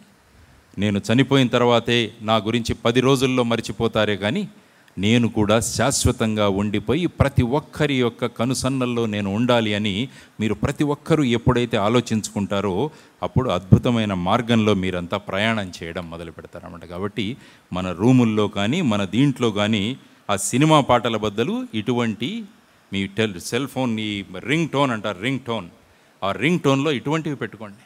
ఎప్పుడైతే మంచి మాటలు వినుతూ వెళ్ళామో అద్భుతంగా ఉంటాయన్నమాట. అందుకనే అన్నారు ఒక పుస్తకంలో, if you struggle now you will be happy forever, if you enjoy now you will struggle forever అన్నారన్నమాట. This is your stage. మీరు ఆ స్టేజ్లో ఉన్నారన్నమాట. If you struggle now you will be happy forever, if you enjoy now you will struggle forever. ఆలోచించుకోండి. మనం ఎన్నో గొప్ప అయినా మనకేదో కష్టాలు ఉన్నట్టు మనం ఫీల్ అయిపోతుంటాం అనమాట. చాలా కష్టాలు ఉన్నాయి, మేము పని చేయలేము అని చెప్పేసి. దానికోసం ఒక చిన్న ఉదాహరణ చెప్తాను. మైకేల్ ఫిలిప్స్ అని ఒక బ్రహ్మాండమైన స్విమ్మర్ ఉన్నాడు, మీరు చదివి ఉంటారు. ఆయన ప్రతిసారి maximum number of gold medals ఆయనకు దొరుకుతూ ఉంటాయన్నమాట. అదేవిధంగా 2008 సంవత్సరంలో బీజింగ్లో ఎప్పుడైతే ఒలింపిక్స్ జరుగుతున్నాయో ఆ ఒలింపిక్స్ కోసం మైకేల్ ఫిలిప్స్ ఆయన ప్రయత్నం చేస్తున్నాడనమాట. ఒకరోజు ఏమైందంటే వర్షం పడుతున్న రోజు అతను కారులోంచి బయటికి వచ్చి అక్కడ కొద్దిగా నీళ్లుంటే ఆ నీళ్లలో స్లిప్ అయిపోయి ఆ మనిషి యొక్క రిస్ట్ ఫ్రాక్చర్ అయింది, మణికట్టు ఫ్రాక్చర్ అయింది. డాక్టర్ దానికి ఇది వేసేసి ప్లాస్టర్ వేసి 3 నెలలు నువ్వు ఈతకు వెళ్ళకూడదు అని చెప్పాడనమాట. చూడండి ఎంత సంకటం వచ్చిందో ఆ మనిషి మీద. ఒలింపిక్లో ప్రతిసారి 8-9 గోల్డ్ మెడల్ సంపాదించే వ్యక్తికి ఒలింపిక్స్కు 3 నెలల ముందు ఈ ఫ్రాక్చర్ అయ్యి డాక్టర్ చెప్తాడు నువ్వు స్విమ్మింగ్ పూల్కు వెళ్ళకూడదు అని. కానీ మనలాంటి వాళ్ళైతే ఏమైపోతుందంటే చాలా ఎంతో కంగారు పడిపోయి బాధపడిపోతాం. కానీ మైకేల్ ఫిలిప్స్ బాధపడలేదు. ప్రతిరోజు క్రమం తప్పకుండా స్విమ్మింగ్ పూల్కు వెళ్ళి స్విమ్మింగ్ పూల్ యొక్క గోడ మీద కూర్చొని కాళ్లను నీళ్లలో ఉంచి ఆయన అలా కొడుతూ ఉండేవాడు అనమాట. 5 గంటలు ఈ పని చేస్తూ ఉండేవాడు. లేకుంటే మనకు ప్లాస్టర్ అవగానే మనం వెళ్ళి హ్యాపీగా కూర్చొని టీవీ చూసుకుంటూ ఉండేవాళ్ళం. కానీ మైకేల్ ఫిలిప్స్ అది చేయలేదు. వెళ్ళి స్విమ్మింగ్ పూల్ గట్టు మీద కూర్చొని కాళ్ళు కొట్టుకుంటూ మొదలుపెట్టాడనమాట. 3 నెలల తర్వాత ఆ ఫ్రాక్చర్ అయిన ప్లాస్టర్ తీసేసి ఆయన మళ్ళా ప్రాక్టీస్ చేయడం మొదలుపెట్టాడనమాట. ఆ 3 నెలల ప్రయోగం వల్ల ఆ మైకేల్ ఫిలిప్స్ యొక్క కాఫ్ మజిల్స్ బ్రహ్మాండమైన ఇవి బ్రహ్మాండమైన స్ట్రాంగ్గా తయారనమాట, కాఫ్ మజిల్స్. అప్పుడు ఒలింపిక్స్ మొదలయ్యాయి. 6 గోల్డ్ మెడల్స్ వచ్చాయి మైకేల్ ఫిలిప్స్కి. 7వ గోల్డ్ మెడల్ కోసం అక్కడ ప్రయత్నం జరుగుతుంది. అది 100 మీటర్స్ బటర్ఫ్లై స్ట్రోక్. అందులో అతని కంటెండరు మైకేల్ ఫిలిప్స్ నెక్ టు నెక్గా వాళ్ళు స్విమ్మింగ్ చేస్తూ ఉండినారన్నమాట, ఈత కొడుతున్నారు. చివరి 5 మీటర్ల డిస్టెన్స్లో మైకేల్ ఫిలిప్స్ అద్భుతమైన లీడ్ తీసుకొని గోల్డ్ మెడల్ తీసుకొచ్చాడనమాట. అక్కడ అందరికీ ఆశ్చర్యమైంది. ఇప్పటి వరకు సమ ఉజ్జీలుగా వెలుగుతున్న వీళ్ళిద్దరూ ఈ ఆఖరి 5 మీటర్లలో మైకేల్ ఫిలిప్స్ ఎలా ముందుకు వెళ్ళగలిగాడు అని దాన్ని అనలైజ్ చేస్తే అప్పుడు అక్కడ ఉన్న ఎక్స్పర్ట్స్ ఏం చెప్పారంటే, ఇతని కాళ్లలో ఉన్న శక్తి వల్ల ఆ చివరి 5 మీటర్లని తన ప్రత్యర్థి కన్నా ఎంతో అద్భుతంగా అతను ముందుకు వెళ్ళగలిగాడు అని అనలైజ్ చేస్తే అప్పుడు మైకేల్ ఫిలిప్స్ చెప్తాడనమాట, ఎప్పుడైతే నా మణికట్టుకు ఫ్రాక్చర్ అయ్యి నేను స్విమ్మింగ్ పూల్లో గోడ మీద కూర్చొని కాళ్లతో మాత్రమే చేసుకుంటూ నేను ప్రయత్నం చేశానో ఆ ప్రయత్నం నాకు ఇప్పుడు సఫలమైంది, అందువల్ల నాకు 7వ గోల్డ్ మెడల్ వచ్చిందని ఆ మహానుభావుడు చెప్పాడనమాట. కాబట్టి మన మీద ఎప్పుడైతే సంకట పరిస్థితి వస్తుందో ఎటువంటి నిరుత్సాహము మనం పడకుండా దాని నుంచి మనం బయటికి ఎలా వెళ్ళాలి అన్నది మనం ఆలోచన అనమాట. ఎప్పుడు సంకట పరిస్థితి వచ్చినప్పుడు ఎప్పుడు భయపడిపోకండి. మీరు దాన్ని ఎలా ఎదుర్కోవాలని మీరు నిర్ణయించుకున్నప్పుడు ఇటువంటి మైకేల్ ఫిలిప్స్ లాంటి వాళ్ళు మీకు బ్రహ్మాండంగా కూడా ఇదవుతారనమాట.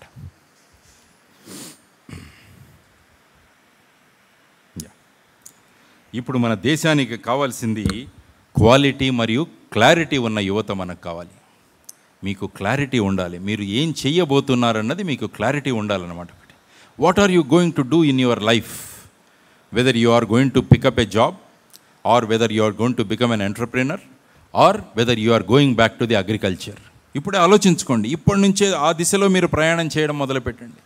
చాలామంది విద్యార్థుల్లో ఏముంటుందంటే, నేను చదివాను కాబట్టి నేను వ్యవసాయం చేయకూడదు అని చాలామందిలో ఈ విధమైన ఆలోచన ఉంటుంది. చాలామంది పిల్లలు అమ్మ నాన్న దగ్గర 10 ఎకరాల భూమి ఉంది, కానీ వీళ్ళు ఒక చిన్న ఉద్యోగం కోసం సెటిల్ అయిపోతారనమాట. ఎక్కడో సెక్యూరిటీ గార్డ్గాను ఎక్కడో ఒక చిన్న ఉద్యోగంతో సెటిల్ అయిపోతారనమాట. మొన్న మహారాష్ట్రలో మేము పోలీస్ కానిస్టేబుల్ రిక్రూట్మెంట్స్ చేశాం. అందులో పోస్ట్ గ్రాడ్యుయేషన్ పిల్లలు, ఇంజనీరింగ్ చేసిన పిల్లలు కూడా దానికి వచ్చి మనకు వేశారు. మొన్న పేపర్లు చదివితే మీరు ఉత్తరప్రదేశ్లో 383 ప్యూన్ ఉద్యోగాలకి 23 లక్షల మంది అప్లికేషన్లు వేస్తే అందులో 15 మంది పిహెచ్డి చేసిన వాళ్ళు కూడా ఉన్నారంట. చూడండి, ఈ విధంగా ఉంది మన పరిస్థితి. ఎందుకంటే మనం ఫోకస్ లేకుండా ఆ విధంగా వెళ్తున్నందువల్ల మన పరిస్థితి అయోమయంగా తయారవుతుందన్నమాట. అందువల్ల ఈ క్షణంలోనే నేను ఏం చేయాలి, ఏ విధమైన మార్గంలో నేను వెళ్ళాలి అని ఎప్పుడైతే మీరు ఆలోచించుకుంటారో మీ మార్గం బ్రహ్మాండంగా ఉంటుందన్నమాట. రేపు 2 పోస్టులే ఉండొచ్చు, కానీ నేను ఖచ్చితంగా ఆ పోస్ట్ తీసుకుంటానన్న కాన్ఫిడెన్స్ మీలో రావాలి అంటే ఇప్పుడు నుంచే you should have that focus in your life. అందువల్ల సమయం వేస్ట్ చేయకుండా నేను చెప్తున్నట్టు what we need is quality and clarity ఉన్న యువత మనకు కావాలి. కాబట్టి ఈ ఇంపాక్ట్ కార్యక్రమం ద్వారా మిమ్మల్ని క్వాలిటీ ఉన్న వ్యక్తులుగా, అదేవిధంగా క్లారిటీ ఉన్న వ్యక్తులుగా మిమ్మల్ని తీసుకెళ్లాలన్నమాట. దానికోసం కుల మతాలకు అతీతంగా మనం ఎదగలగాలి. కులం మతం అన్నది కేవలం మన ఇంటి పరిధిలో మాత్రమే ఉంటుందన్నమాట. మనం ఎప్పుడైతే ఇంటి నుంచి బయటపడ్డామో మనం ఈ భారతదేశం యొక్క సంతతి అని మనం గుర్తించుకోవాలన్నమాట. అది కేవలం మన ఇంటిలో ఉన్నంత వరకే. ఎప్పుడైతే నేను ఇంటి నుంచి బయటికి వచ్చానో నేను ఈ భారతీయుడని, ఈ భారతదేశం కోసం నేను కృషి చేయాలి అని అనాలి. అందుకనే మనం కులం నుంచి బయటపడితే మనం సామాజిక స్థాయిలో ఎదుగుతాం. సామాజిక స్థాయి నుంచి బయటపడితే మనం దేశ స్థాయిలో మనం ఎదుగుతాం. దేశ స్థాయి నుంచి మనం బయటపడితే మనం ప్రపంచ నాగరికులం అవుతామని తాళ్లపాక అన్నమయ్యచార్య గారు ఏం చెప్పారో దాని గురించి ఒక్కసారి మీరు ఆలోచించండి. ఎందుకంటే ఈ క్షణంలో తిరుపతిలో మనం ఆయన గురించి ఆలోచించడం చాలా ముఖ్యం అన్నమాట. బ్రహ్మం ఒక్కటే పరబ్రహ్మం ఒక్కటే అన్న అద్భుతమైన గానంలో ఆయన ఏమన్నాడంటే, మెండైన బ్రాహ్మణుడి మెట్టుభూమి ఒకటే, చండాలుడుండేది కరిభూమి ఒకటే. అంటే ఫైనల్గా మనమంతా చేరేది అక్కడికే. అందువల్ల ఎందుకు ఈ విధంగా మనం కొట్టుకుంటున్నామని మనం ఈ స్థాయిలో ఉన్న విద్యార్థులు మనం ఆలోచించడం చాలా ముఖ్యం అన్నమాట. కానీ చదువులు పెరుగుతున్నాయి, అదేవిధంగా కులాలు మతాల గురించి కొట్టుకోవడం కూడా ఎక్కువైపోతుంది అనమాట. ఎప్పుడో ఒకసారి ఆలోచించండి మీరు. Sit for some time and discuss about it, why this is happening. ఎందుకంటే మనలో we want to have clarity లేకపోవడం వల్ల ఎవరో ఒకరు మనల్ని తీసుకొని వెళ్ళిపోతున్నారు అన్నమాట ఆ దిశగా. మీకే గనుక ఆ క్లారిటీ ఉంటే ఈ విధమైన దాంట్లో మీరెప్పుడు వెళ్ళరు. అందుకనే అలెగ్జాండర్ గురించి కూడా ఒకసారి నేను చెప్పాను అనమాట. అలెగ్జాండర్ చనిపోయే ముందు ఒక 3 విషెస్ ఆయన చెప్పాడు. These are called 3 death wishes of Alexander. ఆయన ఏమన్నాడంటే, నేను చనిపోయిన తరువాత నా శవపేటికను నాకు ట్రీట్మెంట్ ఇస్తున్న డాక్టర్లు మొయ్యాలి అన్నాడు ఆయన. నా దగ్గర ఉన్న వజ్ర వైఢూర్యాలన్నీ కూడా నా శవయాత్ర జరుగుతున్నప్పుడు వీధుల మీద మీరు చల్లుకుంటూ వెళ్ళాలి అన్నారు. తరువాత నన్ను ఖననం చేసేటప్పుడు నా 2 చేతులు అలా బయటికి పెట్టండి, ఎందుకంటే ప్రపంచానికి తెలియాలి విశ్వాన్ని జయించగలిగే ప్రయత్నం చేసిన అలెగ్జాండర్ కూడా వెళుతూ ఒట్టి చేతులతో వెళ్ళిపోయాడు, కాబట్టి తను ఏమీ తీసుకువెళ్ళలేదు అని చెప్పేసి. కాబట్టి మనం వెళుతున్నప్పుడు కూడా ఏమీ తీసుకువెళ్ళాం. మనం ఇక్కడ ఏ విధమైన మంచి పనులు చేశామో, ఏ విధంగా మనం సమాజానికి ఉపయోగపడ్డామో అది మన అకౌంట్లో మిగిలిపోతుంది. మన అకౌంట్లో ఉన్న ఈ క్యాష్ బ్యాలెన్స్లు ఇవన్నీ మీ వెంట రావన్నమాట. కానీ ఆ భావనలు ఇప్పుడు నుంచే మొదలవ్వాలి. మీరు సమాజానికి నేను ఉపయోగపడాలి, నా విలువను నేను పెంచుకోవాలి అని మీరు ప్రతి క్షణం ఆలోచించాలన్నమాట. మరి విలువలను పెంచుకోవడం ఎలాగా అన్నది మీరు ఒక్కసారి ఆలోచించడం చాలా ముఖ్యం. ప్రతి ఒక్కరూ ప్రతిరోజు మన విలువను మనం పెంచుకుంటూ వెళ్ళిపోవచ్చు అనమాట. ఆ విలువలు పెంచుకోవడం గురించి మీకు ఒక చిన్న ఉదాహరణతో నేను చెప్పాలని అనుకుంటాను అన్నమాట. ఎందుకంటే మీరు బ్లడ్ డొనేట్ చేస్తే మీ వాల్యూ పెరుగుతుంది. చూడండి, మీరు వెళ్ళి ఒక బ్లడ్ డొనేట్ చేశారు మీ పుట్టినరోజున, మీ వాల్యూ పెడుతుంది. మిమ్మల్ని గురించి అంటారు. ఇంతకుముందు కేవలం మీ పేరుతో చెప్పేవాళ్ళు వీడు ప్రతి బర్త్డే రోజు వెళ్ళి బ్లడ్ డొనేట్ చేస్తారా అని మీ క్యాంపస్లో మాట్లాడుకోవడం మొదలు పెడతారంటే మీ వాల్యూ పెరిగిందనమాట. మీరు సమాజం కోసం పనిచేస్తే మళ్ళా మీ వాల్యూ పెరుగుతుంటారన్నమాట. కాబట్టి మన క్వాలిటీలు పెంచుకుంటూ పోతే మన వాల్యూలు కూడా పెరుగుతూ ఉంటాయి. దానికోసం ఒక చిన్న ఉదాహరణ ఇస్తాను మీకు. ఈ ఉదాహరణ మొన్న ఒక చోట కూడా ఇచ్చాను విజయవాడలో, మళ్ళీ ఇక్కడ ఇవ్వాలి ఎందుకంటే వాల్యూ అడిషన్ గురించి మీకు తెలియాలి. మైఖేల్ జోర్డాన్ అని ఒక బాస్కెట్బాల్ ప్లేయర్ ఉన్నాడు అమెరికాలో. మైఖేల్ జోర్డాన్ చిన్నగా ఉన్నప్పుడు మైఖేల్ జోర్డాన్ వాళ్ళ నాన్నగారు పిలిచి ఒక టీషర్ట్ ఇస్తాడు అతనికి. ఆ టీషర్ట్ విలువ $1. ఆ పిల్లవాడికి ఏం చెప్తాడంటే దీన్ని మార్కెట్లోకి వెళ్ళి $2 అమ్ముకురా అంటాడనమాట.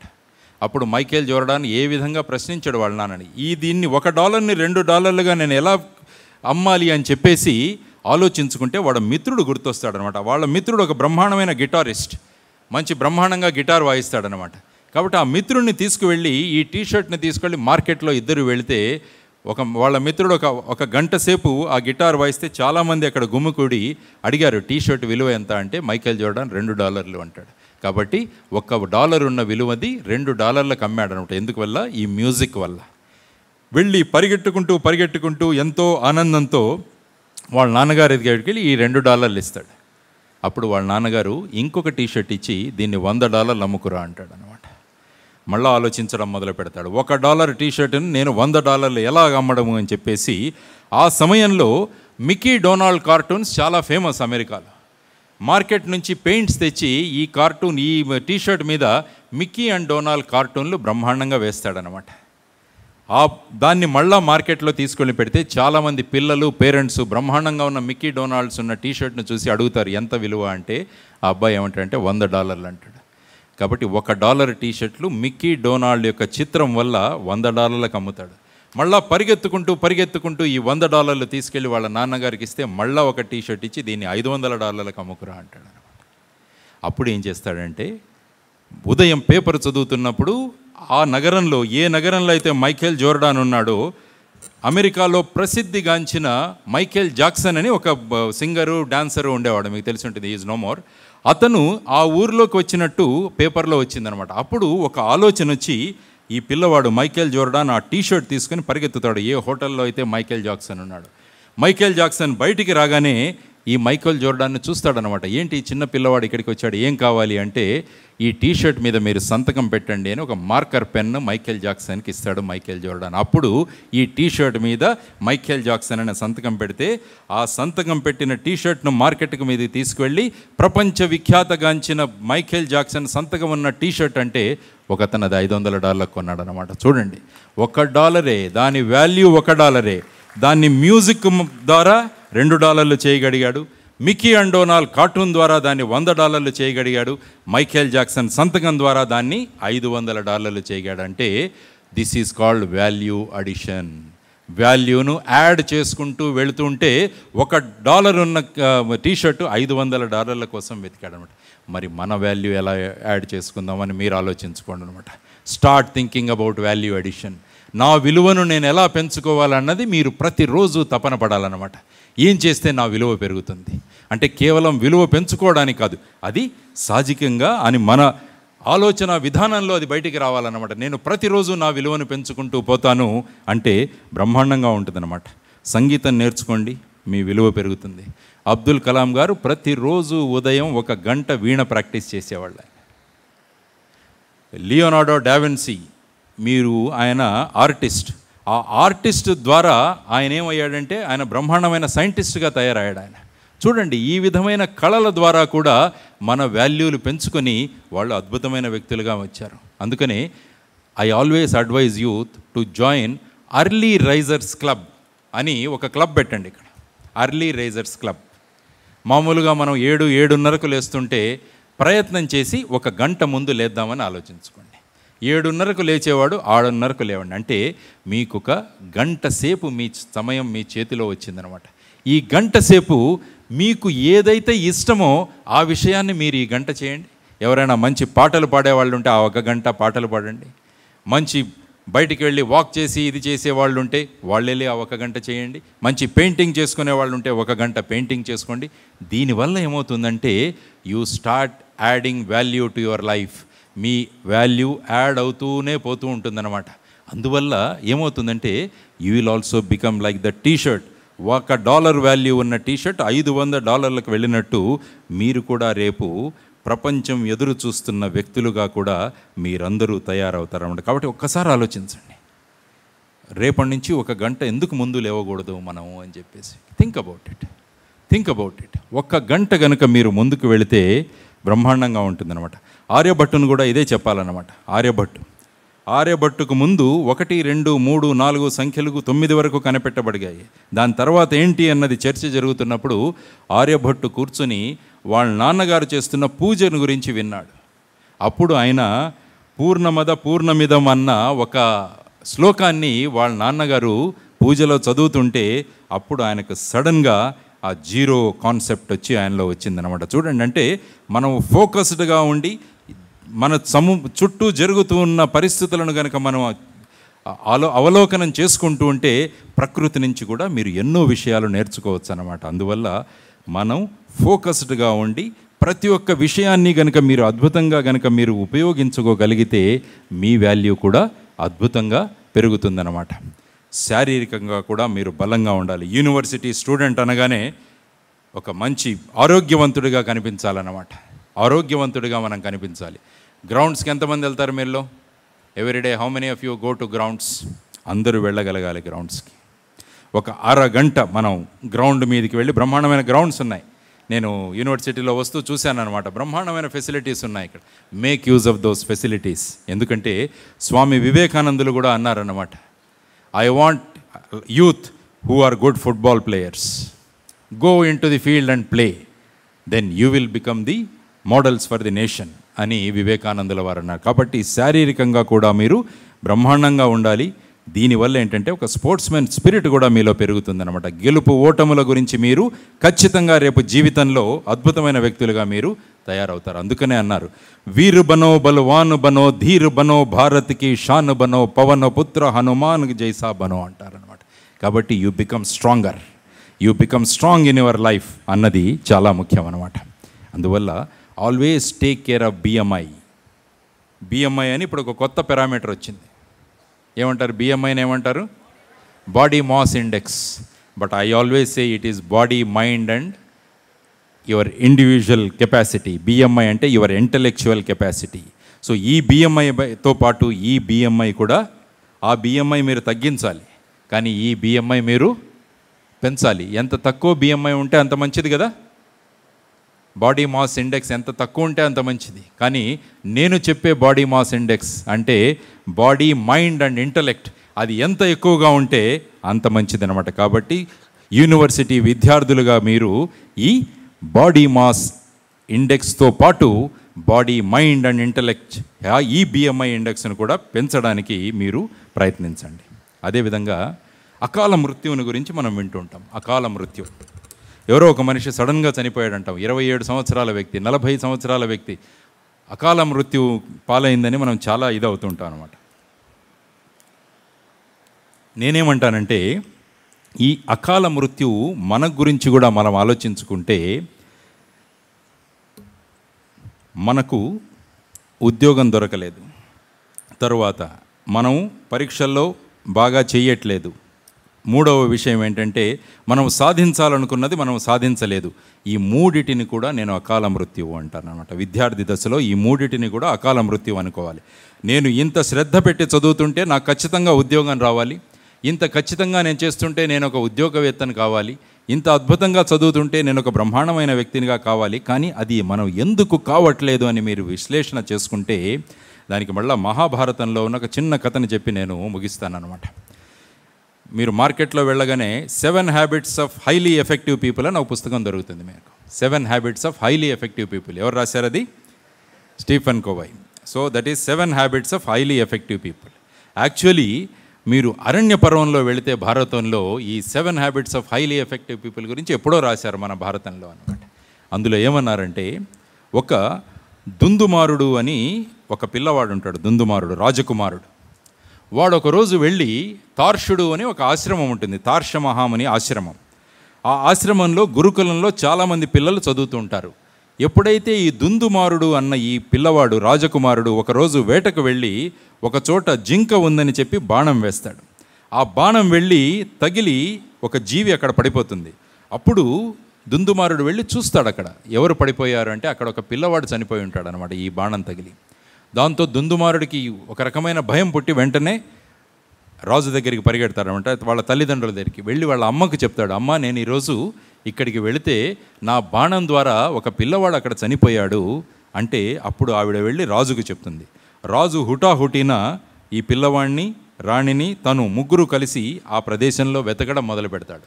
ఇక్కడ చిన్న పిల్లవాళ్ళు ఎక్కడ ఉన్నారంటే అందరూ తార్షుడి ఆశ్రమంలో ఈ పిల్లవాళ్ళు ఉన్నారు అని చెప్తారనమాట. కాబట్టి ఆ తార్షుడి ఆశ్రమంకి వెళ్ళి అక్కడ అడుగుతాడు, మీ దగ్గర ఉన్న పిల్లల్లో ఎవరైనా మరణించారా అంటే అప్పుడు తార్షుడు అంటాడు, ఎవరూ మరణించలేదండి, నా దగ్గర 40 మంది పిల్లలు ఉన్నారు, ఈ 40 మంది అలాగే ఉన్నారంట. అప్పుడు హఠాత్తుగా ఈ దుందుమారుడు ఒక పిల్లవాడిని చూస్తాడు, నేను బాణం వేసింది నిన్న ఇతనికే అంటాడనమాట. అప్పుడు రాజు వెళ్ళి తార్షుడిని అడుగుతారు, మా అబ్బాయి అంటున్నాడు తను బాణం వేసి చంపింది ఈ పిల్లవాడినే అంటే అప్పుడు తార్షుడు అంటానమాట, ఈ గురుకులంలో చదివే ఏ పిల్లవాడికి కూడా అకాల మృత్యువు ఉండదు. వాడు ఖచ్చితంగా 120 సంవత్సరాలు జీవించాలంటే 120 సంవత్సరాలు జీవిస్తాడు. ఎందుకంటే they follow 7 habits. These are the 7 habits of highly effective people. మీరు ఏవైతే చదువుతున్నారో అవి దే ఆర్ ఆల్రెడీ దేర్. మొదటిది ఆలస్యం, అంటే ఇక్కడ చదివే పిల్లలు ఎవరికి కూడా బద్ధకం ఉండదు. రెండవది శుచిత్వం, శారీరక మానసిక శుచిత్వం ఉన్న పిల్లలందరూ ఇక్కడ ఉంటారు. తరువాత వాళ్ళు నిత్య క్రియాశీల సంపన్నులు, అంటే ప్రతిరోజు ప్లానింగ్ చేసుకొని ఎప్పుడూ బిజీగా ఉంటారన్నమాట. వాళ్ళు ప్రతిరోజు ప్లాన్ చేసుకుంటారు, ఆ ప్లాన్ ప్రకారం వాళ్ళు బిజీగా ఉంటారు. అతిథి సేవనం చేస్తారు వీళ్ళు. ఎవరైనా అతిథులు వస్తే వాళ్ళ సేవనం చేసి వాళ్ళ దగ్గర నుంచి అద్భుతమైన విషయాలు వాళ్ళు నేర్చుకుంటారు. అదేవిధంగా వాళ్ళు సత్యవాక్పాలకులు, సత్యాన్ని ఎప్పుడూ కూడా సత్యాన్ని చెబుతూనే ఉంటారు వాళ్ళు. ఆ తరువాత ఎటువంటి అసూయ లేకుండా శాంతి స్వరూపులుగా ఉంటారు. ఫైనల్గా ఈ పిల్లలందరూ కూడా బ్రహ్మచర్యాన్ని అవలంబిస్తారు. అంటే వాళ్ళు చేస్తున్న పనిలో సంపూర్ణమైన కాన్సన్ట్రేషన్ చేస్తూ ఆ పిల్లవాళ్ళు చదువుతారు. కాబట్టి ఇటువంటి 7 లక్షణాలు ఈ పిల్లవాళ్లకు ఉండడం వల్ల వాళ్లకు ఎప్పుడూ కూడా అకాల మరణం సంభవించదు అని చెప్పి తార్ష మహాముని ఆ రోజు చెప్తాడనమాట. Let us get back to the 7 habits. మనం అనుసరించుకుందాం ఆ 7 వాల్యూస్. మనం ఎందుకు ఫాలో కాకూడదు, మనం ఎందుకు ఈ అకాల మృత్యువుకు గురి అవుతున్నామని మనం అంతా ఆలోచించుకుంటే ఈ 7 ప్రిన్సిపల్స్ కానీ ఈ 7 అలవాట్లు కానీ మనం ఏర్పాటు చేసుకున్నామంటే ఆ ఈ 7 అలవాట్లను మనం ఫాలో చేయడం మొదలుపెట్టామంటే మనకు కూడా జీవితంలో విజయాలే వస్తాయన్నమాట. కాబట్టి మొదటిది ఆలస్యం, బద్ధకాన్ని వదిలేసేయండి. శారీరక మానసిక శుభ్రతను పెట్టుకోండి. అదేవిధంగా ప్లానింగ్ చేసుకొని ఎప్పుడూ బిజీగా ఉండాలన్నమాట. ఎప్పుడు అతిథి సేవనం. మీ యూనివర్సిటీలో ఎంతోమంది మహానుభావులు వస్తుంటారు ఇక్కడ లెక్చర్స్ ఇవ్వడానికి. అదేవిధంగా అకాడమీ ఆఫ్ ఫైన్ ఆర్ట్స్ వాళ్ళు కూడా ఎంతోమంది వ్యక్తుల్ని పిలిపిస్తుంటారు ఇక్కడికి. కానీ మనం ఏం చేస్తామంటే, అది ఫిలాసఫీ డిపార్ట్మెంట్ వాళ్ళు చెప్తున్న స్పెషల్ లెక్చర్ కాబట్టి నేను వెళ్ళను, నేను ఇంజనీర్ కాబట్టి నేను అక్కడికి వెళ్ళను అని మనం డిసైడ్ చేసుకుంటాం అనమాట. ఎంతోమంది ముఖ్య అతిథులు మీ ప్రాంగణానికి వస్తున్నప్పుడు వాళ్ళ నుంచి వచ్చిన అద్భుతమైన విషయాలను గనక మీరు నేర్చుకుంటే మీకు కూడా ఆ పిల్లవాడిలాగా ఎప్పుడూ అకాల మృత్యు ఉండదన్నమాట. దాని గురించి మీరు ఆలోచించండి అన్నమాట. సత్యవాక్పాలన. పరీక్షల్లో కాపీ కొట్టి పాస్ అయిపోదాం, ఇంపార్టెంట్ క్వశ్చన్లు మనం చదువుకొని వెళదాం. మొన్న నేను మహారాష్ట్రలో ఒక బుక్ షాప్కి వెళ్తే ఒక గైడ్ ఉంది అక్కడ. ఆ గైడ్ పేరు ఏంటంటే జాతా జాతా. నేను అడిగాను వాళ్ళని, వాట్ ఈస్ దిస్ జాతా జాతా అంటే, సార్ ఇది పరీక్ష ఇంటి నుంచి పరీక్ష హాల్కు వెళ్ళే వరకు జాతా జాతా ఈ పుస్తకం చదువుకొని కనుక మనం వెళ్తే ఖచ్చితంగా పాస్ అవుతాం. అంటే వాడు సంవత్సరం చదవాల్సిన అవసరం లేదు, కేవలం ఈ జాతా జాతా గైడ్ చదువుకుంటే చూడండి ఇలా ఉన్నప్పుడు ఖచ్చితంగా అకాల మృత్యువు మనకు వస్తుందన్నమాట. అందువల్ల let us not depend on this జాతా జాతా, let us depend upon your knowledge. మన జ్ఞానం మీద అవలంబనై మనం చూద్దాం. అదేవిధంగా అసూయ లేకుండా ఉండడం చాలా ముఖ్యం. ఎవరైనా బాగా మార్కులు వస్తుంటే అసూయ పడకండి. ఎవరైనా జీవితంలో గొప్ప విలువలు సాధిస్తుంటే వాడి గురించి అసూయ పడకండి. Take him as your role model. అతను నా ఆదర్శం అని చెప్పి మీరు ఎప్పుడైతే వెళ్ళగలిగారో ఫైనల్గా బ్రహ్మచర్యం. ఇప్పుడు మీరు చేస్తున్న పని ఏంటంటే జ్ఞానాన్ని సంపాదించడం. This is the only job which you are suppose to do. ఈ జాబ్ను వదిలేసి ఏదైనా మిగతా జాబ్ ఏదైనా చేయడం మొదలుపెట్టారంటే వాట్ ఈస్ ది పర్యవసానం? అకాల మృత్యు. అంటే మనం అనుకున్న విషయాలు మనకు జరగవన్నమాట. అందువల్ల మీరు గనుక మీకు ఏ విధంగా అయితే ఆ పిల్లవాడు బాణం దెబ్బ తగిలినా కూడా వాడికి అకాల మృత్యు ఎందుకు రాలేదంటే ఈ 7 విషయాలు వాడు ఫాలో అవుతుండడం వల్ల నాకు రావట్లేదు. కాబట్టి దీన్ని అనుసరణ చేసుకొని మనం కూడా ఒక 7 విషయాలను గనక మనం పాలించగలిగితే చూడండి ఎంత అద్భుతంగా ఉంటుందో. ఈ కాలేజీ గేట్ నుంచి, యూనివర్సిటీ గేట్ నుంచి అద్భుతమైన వ్యక్తులు బయటికి రావడం మొదలు పెడతారనమాట. ప్రపంచంలో ఉన్న అందరూ వచ్చి ఇక్కడ చదువుకోవాలన్న భావనలు వాళ్ళలో పెంపొందుతాయి. కలాం గారు ఎప్పుడూ అంటూ ఉండేవాళ్ళు, లక్ష్మీనారాయణ ఈ మధ్య నేను స్కూల్స్ కాలేజీకి వెళ్తుంటే పిల్లలు టీషర్ట్లు వేసుకొని తిరుగుతున్నారా, దాని మీద న్యూయార్క్ అని రాసింది, దాని మీద లండన్ అని రాసింది, దాని మీద లాస్ ఏంజలస్ అని రాసింది. మరి నేను ఏ విధమైన భారతదేశం కోసం ఎదురు చూస్తున్నానంటే అమెరికాలోనూ బ్రిటన్ దేశాలలో ఉన్న యువత టీషర్ట్లు వేసుకొని దాని మీద భారత్ అని రాసుకొని అటువంటి రోజు కోసం నేను ఎదురు చూస్తున్నానని అబ్దుల్ కలాం గారు ఎప్పుడు కలలు కనేవాళ్ళు అన్నమాట. అటువంటి కలలు కన్న మహానుభావుని కలను మనం నిజం చేయాలన్నమాట. అది చేయగలం. అటువంటి శక్తి మనందరిలో ఉంది. కాబట్టి ఆ శక్తిని గురించి ఆలోచిద్దాం. ఇందాక అగ్రికల్చర్ గురించి చెప్పు ఒక విషయాన్ని మర్చిపోయాను నేను.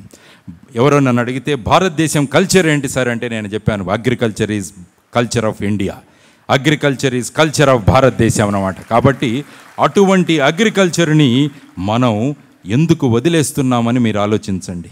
383 ప్యూన్ ఉద్యోగుల కోసం 15 మంది PhD వాళ్ళు అప్లై చేసి 23 లక్షల మంది అప్లై చేస్తున్నారంటే ఎక్కడో ఏదో తప్పు జరుగుతుంది. అందువల్ల let us go back to the agriculture. కాబట్టి ఈ విశ్వవిద్యాలయంలో మీరు వెళ్ళి వ్యవసాయంలో ఉన్న వాళ్ళ సమస్యలు ఏంటో తెలుసుకోండి. చిన్న చిన్న సమస్యలు ఉంటాయి. ఆ సమస్యలను తీసుకువచ్చి మీ ప్రొఫెసర్స్తో చర్చించి మీరందరూ కూడా కూర్చొని దానికి సొల్యూషన్స్ ఎందుకు కనిపెట్టకూడదు? ఆలోచించండి. ఎందుకంటే మన అమ్మా నాన్నలు అక్కడ అగ్రికల్చర్ చేస్తున్నారు, మీకోసం ఎదురు చూస్తున్నారు. వీడు వచ్చి రేపు మన భూముల్ని బ్రహ్మాండంగా చేసి చదువుకున్న జ్ఞానంతో మనకు బ్రహ్మాండమైన భవిష్యత్తును క్రియేట్ చేస్తాడని వాళ్ళు ఎదురు చూస్తున్నారన్నమాట. కాబట్టి అటువంటి ఎదురు చూస్తున్న వాళ్ళ ఎదురు చూపులకు మనం వెళ్ళి మనం దానికి సమాధానం ఇవ్వగలగాలి. అందువల్ల మీరు కేవలం ఉద్యోగం మాత్రమే కాకుండా ఇది కూడా ఒక గొప్ప ఉద్యోగం. Agriculture is the best employment what you can always do. Think about it. ఆలోచించండి. ఇప్పటి నుంచి ఆ ఫోకస్ పెట్టుకొని వెళ్ళగలిగితే, లాస్ట్ టైం ఇంపాక్ట్లో ఒక 3 రైతులను తీసుకొచ్చాం, పిల్లవాళ్ళు 4 బ్రహ్మాండంగా చదివి వాళ్ళు US నుంచి, అమెరికా నుంచి, అన్ని చోట్ల నుంచి, ఇంగ్లాండ్ నుంచి బయటకు వచ్చేసి ఇక్కడ వాళ్ళు గొప్పగా వ్యవసాయం చేసుకుంటున్నారు అన్నమాట. మా మిత్రుడు MCV ప్రసాద్ అని ఇక్కడ మదనపల్లిలో ఉంటారు. ఆయన కూడా యుఎస్ఏ నుంచి రిటర్న్ వచ్చేసి ఏం చేస్తున్నారు అంటే వ్యవసాయం చేస్తున్నానని ఎంతో గర్వంగా చెప్తాడనమాట. అందువల్ల ఆ విషయం కూడా మీరు ఒక్కసారి ఆలోచించండి. ఇంకొక ముఖ్యమైన విషయం, మనకు కావాల్సింది బ్రహ్మాండమైన టీచర్స్ కావాలి మనకు దేశానికి. ఇప్పుడు దేశంలో గొప్ప ఉపాధ్యాయులు కావాలి మనకు. అందువల్ల మీలో ఎవరికైనా టీచింగ్ గురించి ఇంట్రెస్ట్ ఉంటే my sincere advice to you is become a great teacher. Become a great teacher.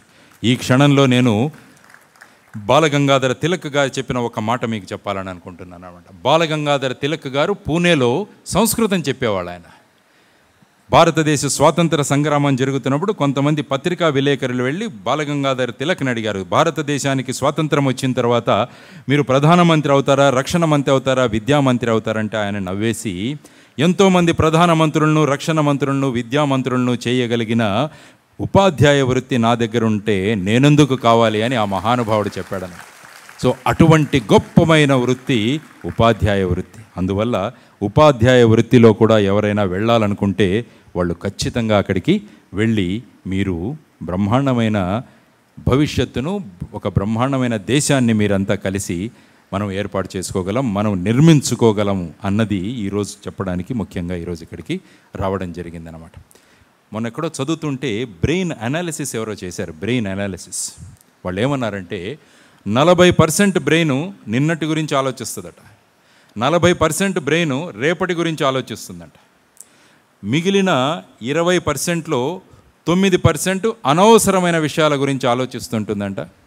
ఇంకొక 9% బ్రెయిన్ అది ఎందుకు పనికిరాని విషయాలు, ఏ విధమైన భావనలు లేని విషయాలు, వీటన్నిటితో నిండుకుపోయి ఉంటుంది. కాబట్టి ఫైనల్గా అది చేసేది ఎంత % మిగిలిపోయింది మనకు? 2%. అంతే. వాళ్ళు ఏమన్నారంటే 40% నిన్నటి గురించి, 40% రేపటి గురించి, 9% అన్రిలేటెడ్ యాక్టివిటీస్. అన్రిలేటెడ్, మనకి ఏ విధమైన సంబంధము ఉండదు. బాహుబలికి 1200 కోట్లు వచ్చింది, that is none of your business. కానీ మన 9% బ్రెయిన్ దాని మీద డిస్కషన్, దాని గురించి మనంతా కూర్చొని మళ్ళీ ఏ సీన్కి వచ్చి ఉంటుంది, అది అక్కడి నుంచి వాడు ఇలా జంప్ చేశాడు, అది జంప్ చేశాడు. 9% you are wasting on that. ఇంకొక 9% సెల్ఫ్ క్రియేటెడ్ స్ట్రెస్, మనంతకు మనం తయారు చేసుకున్న స్ట్రెస్. అంటే పరీక్షలు ఇంకా 1 సంవత్సరం ఉన్నాయి కాబట్టి మళ్ళీ 1 నెల ముందు చదువుదాం. ఆ 1 నెలలో చూడండి ఏ విధమైన స్ట్రెస్ ఉంటుందంటే మీలో. So there will be tremendous stress. కాబట్టి మిగిలిపోయినది ఏంటి మనకు? There is only 2% that is remaining. కాబట్టి మనం ఏం నిర్ణయం చేసుకోవాలంటే ఏ విషయాలైతే మనకు అవసరం లేదో ఆ విషయాల దగ్గరికి వెళ్ళొద్దు మనం. ఏ విషయాలైతే మనకు డిప్రెషన్లో కానీ మనకు స్ట్రెస్ను క్రియేట్ చేస్తున్నాయో ఆ స్ట్రెస్ను తీసివేయడానికి మనం ఆ 9%ను గెయిన్ చేయండి. చూడండి, 9% అండ్ 2%. ఈ 20% కనుక మాత్రమే మనం కనుక చేయగలిగితే 2%తోనే ఈ విధంగా ఉన్నాం మనం. మనది 20% కనుక మన బ్రెయిన్ మనం వాడడం మొదలయ్యే చూడండి, మనం కూడా ఒక గొప్ప సైంటిస్టులుగా తయారవుతాం, మనం కూడా ఒక అద్భుతమైన వ్యక్తులుగా తయారవుతాం. ఎందుకంటే నేను ఇచ్చిన ఉదాహరణలు, Swami Vivekananda, he has not wasted time on past and future, he has lived in present. Dr. APJ Abdul Kalam, he has not bothered about past and future, he has lived the present day. Varghese Kurian, ఆయన ఒకే ఒక target, భారతదేశాన్ని పాల ఉత్పత్తిలో నేను number 1 రాష్ట్రంగా ఎలా తయారు చేయాలి. స్వామినాథన్ గారు గ్రీన్ రెవల్యూషన్ చేసి నా రైతుని ఏ విధంగా ఆదుకోవాలి అనుకున్నాడు. చూడండి, వీళ్ళ brain is 100% it is concentrated to a particular task. అందువల్లే వాళ్ళు మహానుభావులు కాగలిగారు. మనం చూడండి, we are just using your 2% of brain and we are like this. అందువల్ల ఈరోజు నిర్ణయించుకోండి, నా బ్రెయిన్ మినిమం నేను 20% నేను వాడడం మొదలు పెడతాను. See the changes that you are going to get out of it. తర్వాత డిప్రెషన్లో వెళ్ళిపోవడం ఈ మధ్య చాలా ఎక్కువైపోయింది జనాలకు. రోజు పేపర్లు తీస్తుంటే ఎవరైనా బిల్డింగ్ నుంచి కింద పడి చనిపోయిన వాళ్ళు, రైలు కింద వెళ్ళి చనిపోయేవాళ్ళు, ఈ విధమైన భావనలో తాగేసి చనిపోయేవాళ్ళు, డ్రగ్స్తో చేసేవాళ్ళు. చూడండి, ఈరోజు పేపర్లో ఎక్కడ చదివినా కూడా డ్రగ్స్ గురించి, ఈ విధంగా తాగుడు గురించి, ఈ విధంగా చనిపోయే యువత గురించి, ఇటువంటి న్యూస్ పేపర్లు ఈ విషయాలతో నిండకూడదనమాట.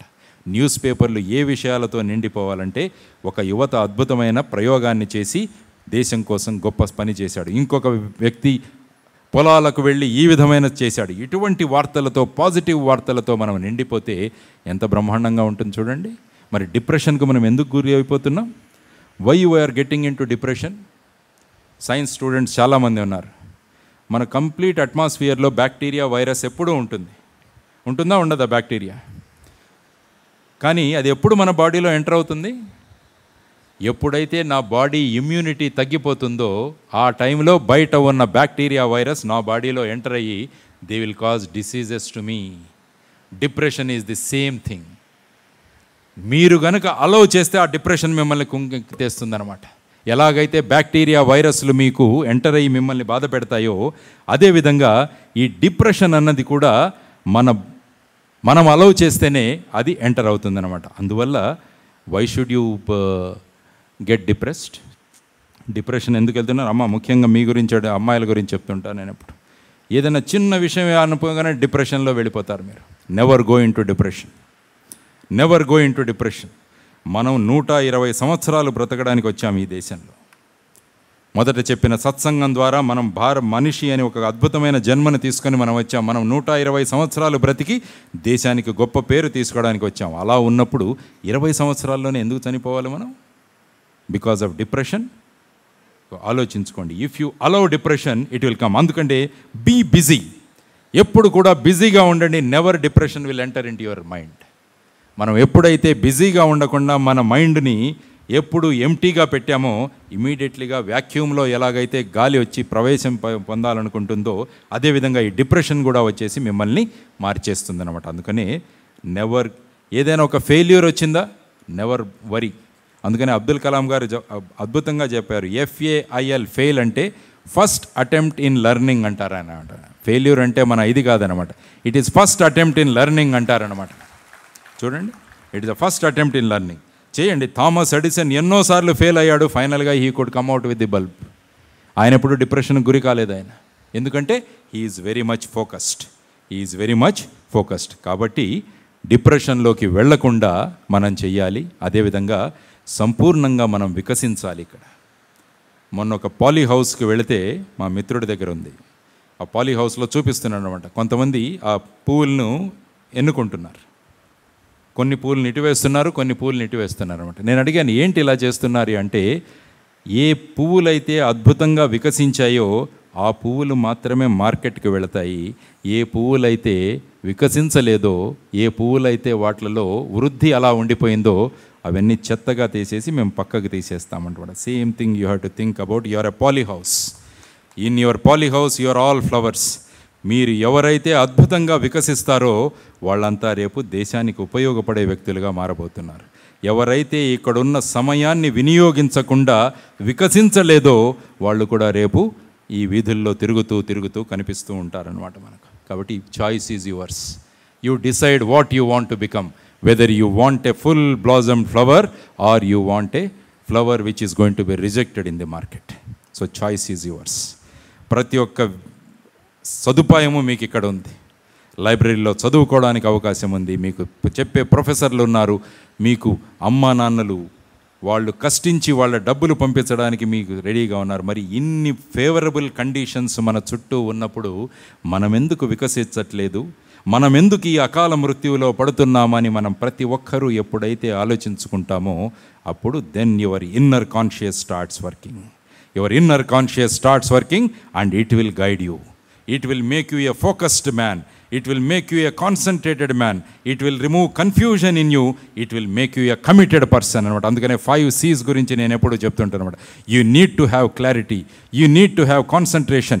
You should not have any confusion and you should have a commitment and you should be able to lead the nation like what other people have done. కాబట్టి ఈ 5 విషయాల గురించి కూడా మీరు అద్భుతంగా చేసుకుంటూ మీ వాల్యూని మీరు పెంచుకోండి.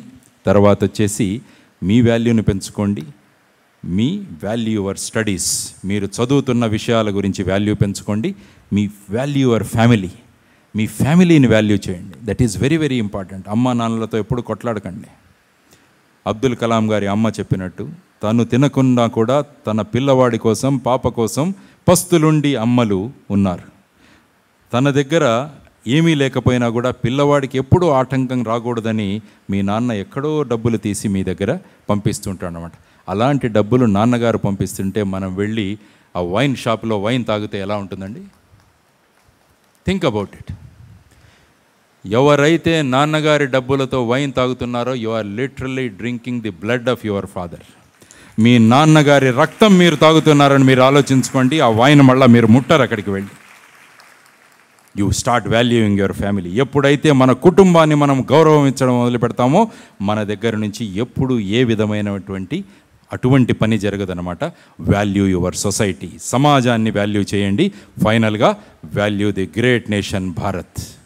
భారతదేశం అనే ఒక గొప్ప దేశానికి వాల్యూనిచ్చి చూడండి. ఆ వాల్యూని పెంచడానికి నేను నా వంతు కర్తవ్యంగా నేను చేస్తానని మనం ప్రతి ఒక్కరూ నిర్ణయించుకున్నప్పుడు, మన జీవిత సరళిని మార్చుకున్నప్పుడు, ప్రతి ఒక్క అడుగులో కూడా దేశాభిమానంతో మనం ఎప్పుడైతే పనులు చేయడం మొదలు పెడతామో the value of this nation increases. The value of this nation increases. Let us see India as the best nation in the world. ఇది మనం కలలు కనాలన్నమాట. నా భారతదేశాన్ని ప్రపంచ దేశాల్లో అద్భుత దేశంగా నేను మారుస్తానని మనం ఎప్పుడైతే ప్రతిజ్ఞ చేసుకున్నామో అప్పుడు చూడండి మన ఆలోచన విధానం మారుతుంది. మనం చేసే పనిలో నైపుణ్యత పెరుగుతుంది. మన మీద మనకు అభిమానం పెరుగుతుంది. తద్వారా మన దేశం యొక్క అభిమానాన్ని మనం పెంచిన వాళ్ళం అవుతాం అన్నమాట. అందుకని అబ్దుల్ కలాం గారి చివరిగా కలలు మీ ముందు చెప్తాను. ఆయన ఏమంటారంటే, బై ది ఇయర్ 2020 2020 సంవత్సరానికి ప్రపంచ దేశాలన్నీ ఏమనాలంటే, దేశం అంటే భారతదేశం, పౌరులంటే భారతీయులు అని ప్రపంచ దేశాలతో మనం అనిపించగలగాలన్నమాట. అటువంటి భారతదేశాన్ని మనం నిర్మిద్దాం. దానికోసం నా వంతు కర్తవ్యంగా నేను ఏమి చేయగలనో నేను చేస్తాను అని మనం ఎప్పుడైతే నిర్ణయించుకున్నామో, నా వాల్యూని యాడ్ చేసుకుంటూ సమయాన్ని అద్భుతంగా నేను ఉపయోగిస్తూ అకాల మరణం పడకుండా ఈ 7 హ్యాబిట్స్ను నేను చేసుకుంటూ నా పట్ల నేను గౌరవాన్ని పెంచుకుంటూ నేను దేశానికి ఒక గొప్ప వ్యక్తిగా తయారవుతాను అని చెప్పి ఈరోజు మనం నిర్ణయించుకుందాం. కాబట్టి ఇక్కడ ఉన్న విద్యార్థులందరికీ నేను చెప్తున్న విషయం ఏంటంటే, go back to your rooms today in the evening, take out a book and write what you are going to do for the nation. దేశం కోసం మీరు ఏమి చేయాలనుకుంటున్నారు, ఏ విధంగా చేస్తున్నారు, దానికి ప్రణాళిక ఏంటి అన్నది మీరు రూపకల్పన చేసి ఈ రోజు నుంచి దాన్ని ఫాలో అవ్వండి. రేపు మీ పక్కవాడు మిమ్మల్ని గేలి చేస్తాడు, ఓహో 3 days ఇంపాక్ట్ అయిన తర్వాత వీడి మీద చాలా ఇంపాక్ట్ పడిందిరా అన్నట్టుగా కూడా కామెంట్స్ చేసేవాళ్ళు. Leave aside all these things. You are there to create a nation. మీరు ఒక దేశాన్ని సృష్టించడానికి మీరు తయారవుతున్నారు. కాబట్టి ఇటువంటి వాటి గురించి మనం వినుతూ వెళితే మన దేశాన్ని, మనల్ని గొప్ప వ్యక్తులుగా మనం తయారు చేసుకోలేము. కాబట్టి అందరం కలిసి అబ్దుల్ కలాం గారి కలలు గన్న భారతదేశాన్ని మనమంతా సృష్టిద్దాం అని మీ ముందు మనస్ఫూర్తిగా తెలియజేసుకుంటూ, నాతో పాటు చెప్పండి, నేను చెప్తాను, నాతో పాటు చెప్పండి. నేను అంటాను, దేశం అంటే భారతదేశం. అబ్దుల్ కలాం గారి కలలు గనని మనం సాకారం చేద్దాం. 2020కి 2020వ సంవత్సరానికి ప్రపంచ దేశాలు ఏమనాలంటే, దేశమంటే పౌరులంటే, దేశమంటే పౌరులంటే, దేశమంటే పౌరులంటే. ధన్యవాదాలు. జై హింద్. Thank you sir. దయచేసి అందరూ ఉండండి. ఎస్వి యూనివర్సిటీ స్టూడెంట్స్ చాలా డిసిప్లిన్ సార్. మధ్యలో వెళ్ళిపోరు చూడండి, అలాగే నిలబడ్డారు. ఇలా నిలబడ్డది ఫస్ట్ టైం. మనం మీటింగ్ ఎంత కూడా ఎవరు వెళ్ళారు సార్. చాలా డిసిప్లిన్ మన ఎస్వి యూనివర్సిటీలో చూడండి. ఒక్కరు కూడా ఊరండి అంతా. చాలా చాలా మెసేజ్ చాలా మంచి మెసేజ్ పంపించారు. దయచేసి వినండి. ఇది క్వశ్చన్ ఆన్సర్ చాలా important. I'm not asking all the questions, some of the answer. Sir 4-5 క్వశ్చన్లు ఒకసారి అడిగేస్తాను సార్. ఫస్ట్ క్వశ్చన్, మా కళాశాలలో, మా యూనివర్సిటీలో వాల్యుబుల్ చదువులు చెప్తున్నారు కానీ మనిషికి వాల్యూస్ చెప్పట్లేదు. మీ జీవితంలో సార్ 4 చదివేసారు. మీ జీవితంలో ఎక్కువ సంతోషపడిన రోజు ఏది, ఎక్కువ బాధపడిన రోజు ఏది, మిమ్మల్ని బాధ పెట్టిన వాళ్ళు ఎవరు, దానికి కారణం ఏంటి, మన తెలుగు రాష్ట్రాలకు వచ్చి ఎప్పుడు సేవ చేస్తారు? My respected sir, my aim is to become an IPS officer like you, but I am not. I want to establish a free school with Vedic concepts. I would like to start a school, my own business, but business nu వృత్తిని ఏ రకంగా నేను balance చేయవచ్చు? Is it possible? ఇంకొకటి తీసుకుంటాను sir. చాలా అద్భుతమైన, నేను చెప్తున్నాను మీ డిసిప్లిన్ కదండి అలా నిలబడడం సార్. మనం ఎన్ని ఇంపాక్ట్ చూసాం, నిలబడతారు సార్, ఎక్కడ పోరు సార్, కదలు కూడా కదలరు సార్, అలాగ ఉంటారు, అద్భుతంగా ఉంటారు. సో చాలా డిసిప్లిన్ అండి. I'm really very happy. 3 రోజుల నుంచి అలా కూర్చుంటారు కదలరు సార్. తర్వాత మీకు ఏదైనా క్వశ్చన్స్ ఉంటే నా నంబర్కి మెసేజ్ చేయండి, నేను సార్కి తర్వాత పంపిస్తాను. 9849000026 is my number, you can send me. Okay right sir. First sir, what is difference between leader and politician and political leader? చాలా అద్భుతంగా రాశారండి. నేను మీ పొలిటికల్ పీపుల్ మిమ్మల్ని ఇబ్బంది పెడుతున్నారు సార్, మేమున్నాం సార్ మీ ఎంబడి, పిలవండి సార్, మా యువతరం అంతా మీతో పాటు ఉంటుంది. ఎంవి రమణ నాయక్, ఒక్క పిలిపి ఇవ్వండి సార్ అని ఎంత అద్భుతంగా రాశానండి. నేను పోటీ పరీక్షలకు ప్రిపేర్ అయ్యి చాలా సార్. Yes sir.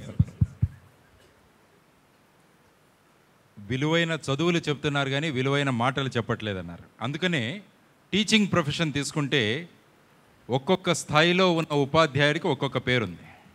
మనం స్కూల్కి వెళితే ఉపాధ్యాయుడు అంటాం, అదేవిధంగా కాలేజీకి వెళితే లెక్చరర్ అంటాం అతన్ని, యూనివర్సిటీకి వెళితే వాళ్ళను రీడర్సు ప్రొఫెసర్సు అంటాం.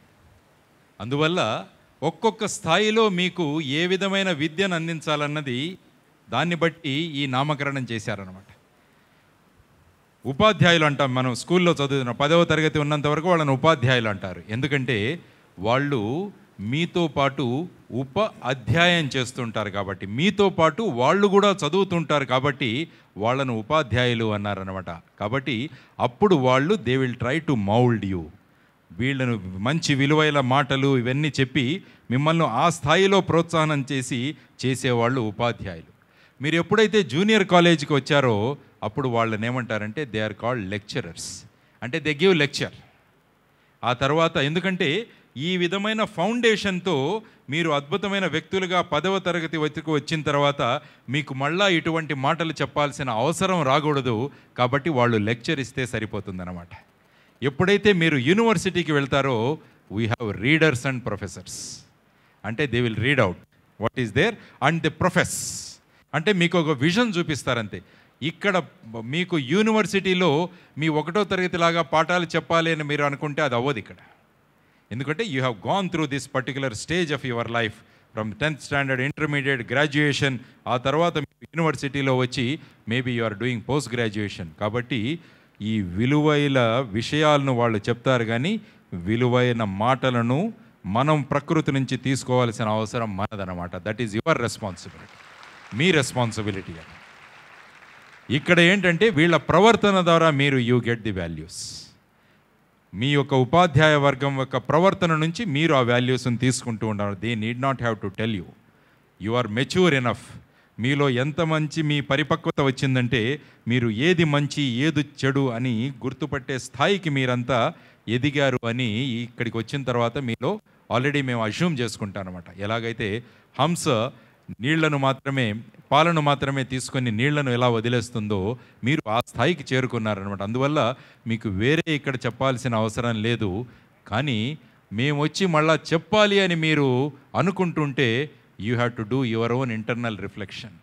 నాకు ఎందుకు ఈ విధంగా కోరిక కలుగుతుంది మంచి మాటలు చెప్పాలి అని మీరు మిమ్మల్ని ప్రశ్నించుకోవడం మొదలు పెట్టాలంటే somewhere there was some problem in your foundation. మీ యొక్క పునాదుల్లో ఎక్కడో కొద్దిగా బీటలు పడ్డాయి, కాబట్టి ఆ బీటలను సరిదిద్దుకునే ప్రశ్న మీదే అన్నమాట. తర్వాత వచ్చేసి ఒక పిల్లవాడు ఈ wants to become IPS officer and I want to establish free school with Vedic concept. It is very very simple. Super 30 అని బీహార్లో ఒక అడిషనల్ డీజీ ఒక ఆయన చేస్తారు, మీరు వెళ్ళి మీ నెట్లో చదవండి. Super 30 ఆయన బీద పిల్లలను 30 మందిని తీసుకొని ప్రతి సంవత్సరం ఈ 30 మంది IITలకు వెళ్తారన్నమాట వాళ్ళు. So he is doing his job and he is doing Super 30 also. కాబట్టి it is possible. Already there are people who have put the lines. మీ ముందు దారి చూపించే మహానుభావులు ఎంతోమంది ఉన్నారు.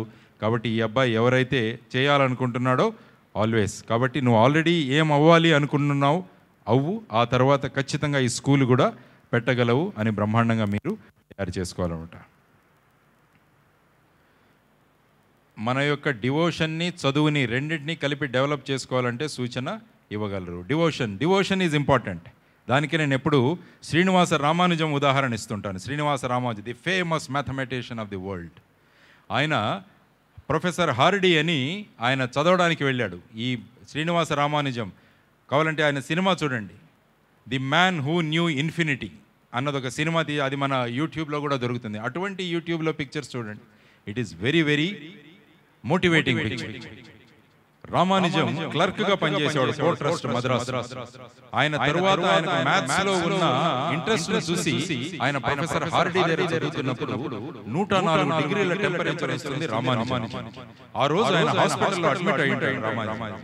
అప్పుడు హార్డీ ఆయన విజిట్ చేయడానికి వచ్చినప్పుడు ఆయన ఏమంటాడంటే, మీరు వచ్చిన టాక్సీ నెంబర్ ఏంటి అంటే, అప్పుడు హార్డీ అంటాడు, it's not a very interesting number.